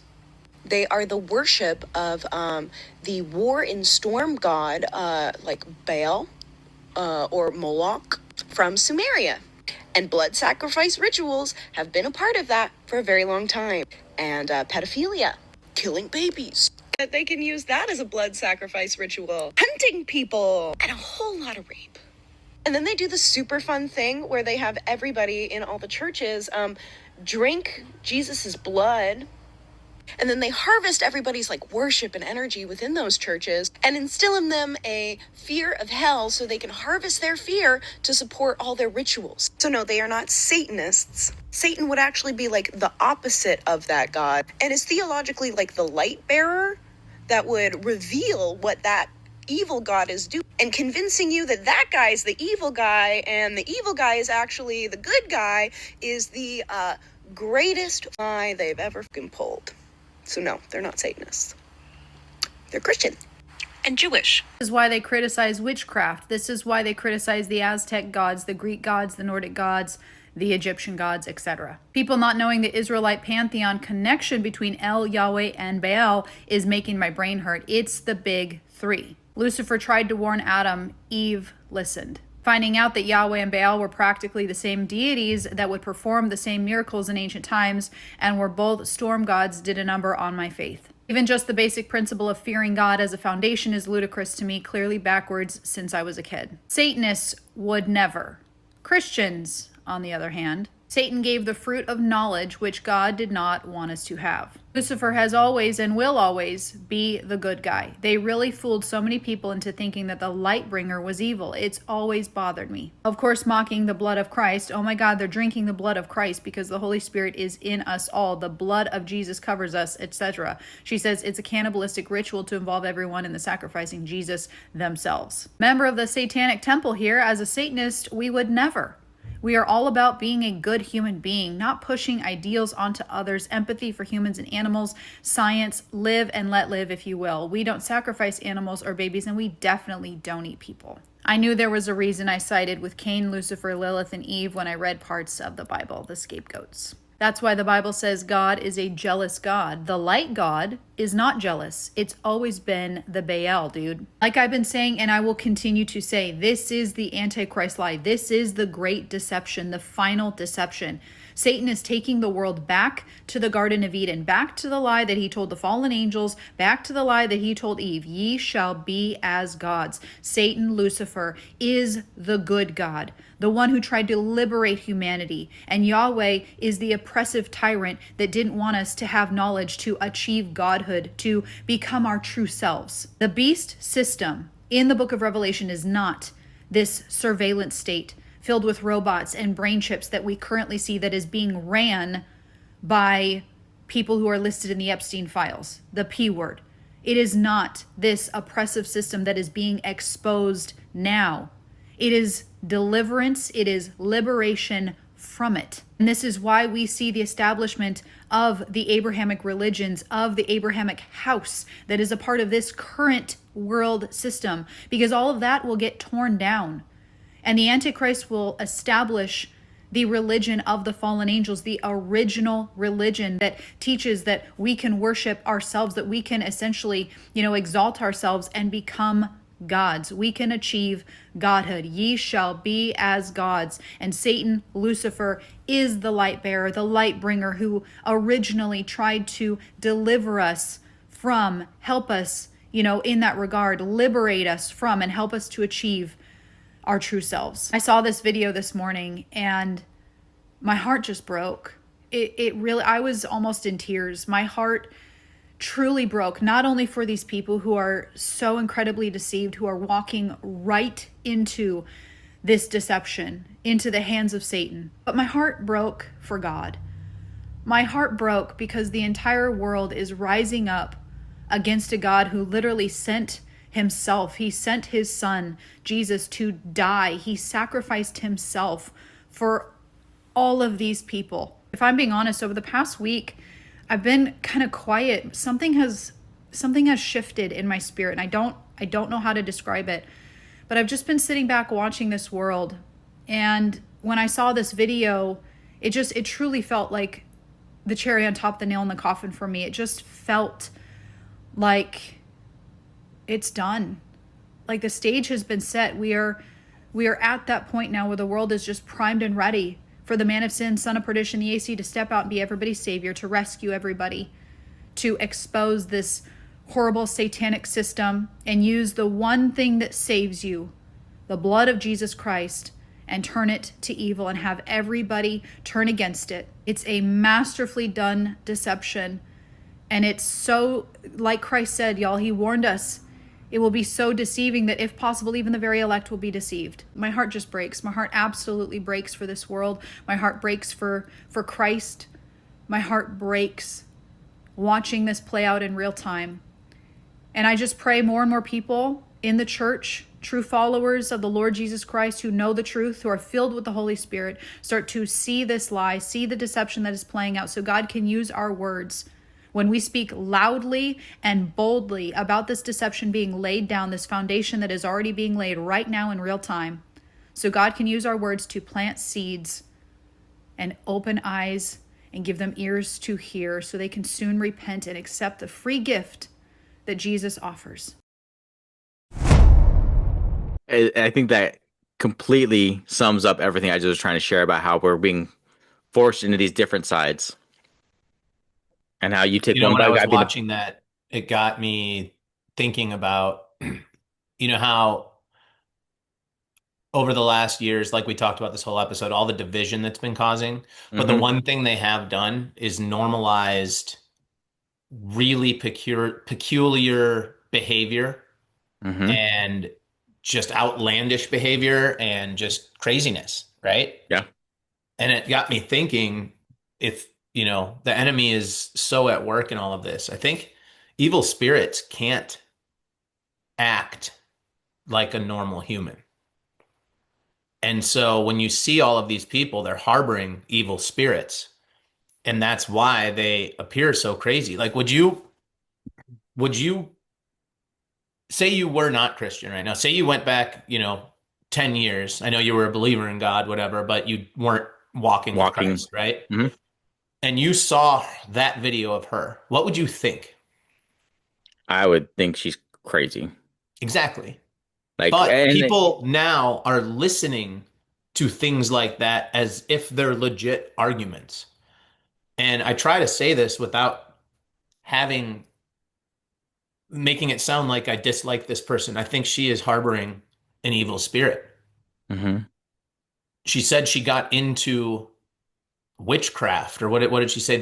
Some arts or whatever, like whatever. Yeah.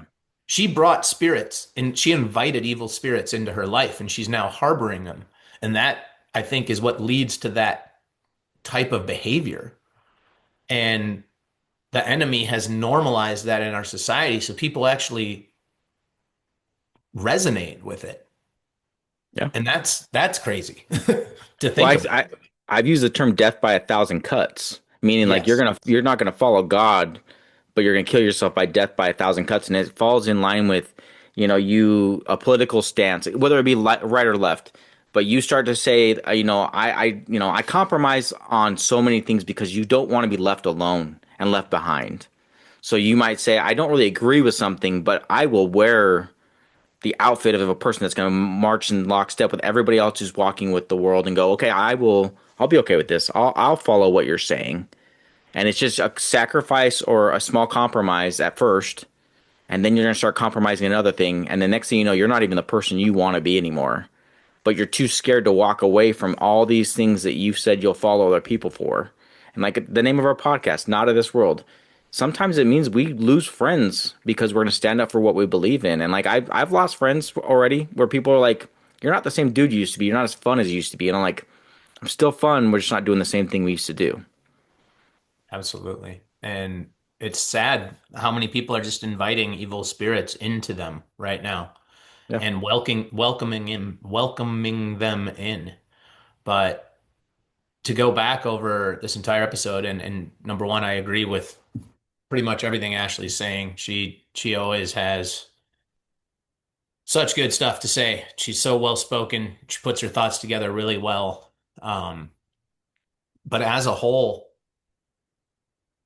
just going through this episode today, I feel a change in my mood, in my spirit. And I don't want to say anger. I don't want to say whatever, but like, I'm going to get off this episode and I'm going to pray, because just putting yourself into what all this hatred and anger and evil in this world, by just allowing yourself to sit with it, can change you.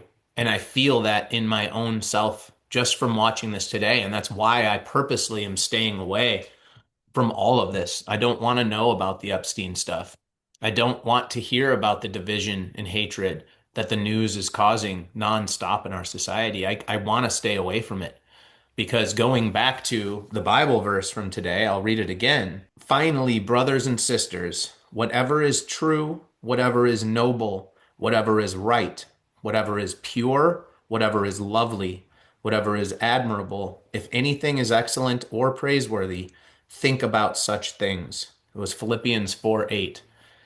And that's what God has been putting on my heart a lot lately. That particular theme, that I am meant to keep my mind on all of those things that are noble and praiseworthy and holy and lovely. Because with all of the things that we can consume our minds with right now, they do nothing but tear apart our spirit. Like you said, the death by 1,000 cuts. every single time we take in that type of content, we are killing our spirit a little bit. And we aren't meant to live like that. We're meant to live with authority and positivity and the fruits of the Spirit. And by focusing our mind as often and as much as we can on all of the good things, all of the heavenly things, we can continue to raise our spirit and lift our spirits up. And that's what's important, because that's the only way we're going to be able to walk in this world and spread the light that we are meant to spread. But when we continuously fill our minds with anger, hatred, greed, and perversions, we're never going to be the person that God intended us to be. I agree with you 100%. I think that the one thing that, like, we're looking at men and women being lonely factors and these separations, I don't think it's just a marriage. I think it also falls into marriage too, because I think that there's a lot of people who I talk to that just in general, people are lonely, and that's a problem. And I think that we are trying to share our friendship online through what we believe in God. And like, I hope that this at least one point resonates, because we're trying to do different ways of doing the podcast. And if one of these videos hits you or gets you at the right time, I hope that this message was for you. And I hope that God works through it. And I hope that you start to see, even if you're not a believer, but you saw a lonely video and you're like, what is this God? Like, if you want to know who Jesus is, like, he's there for you too.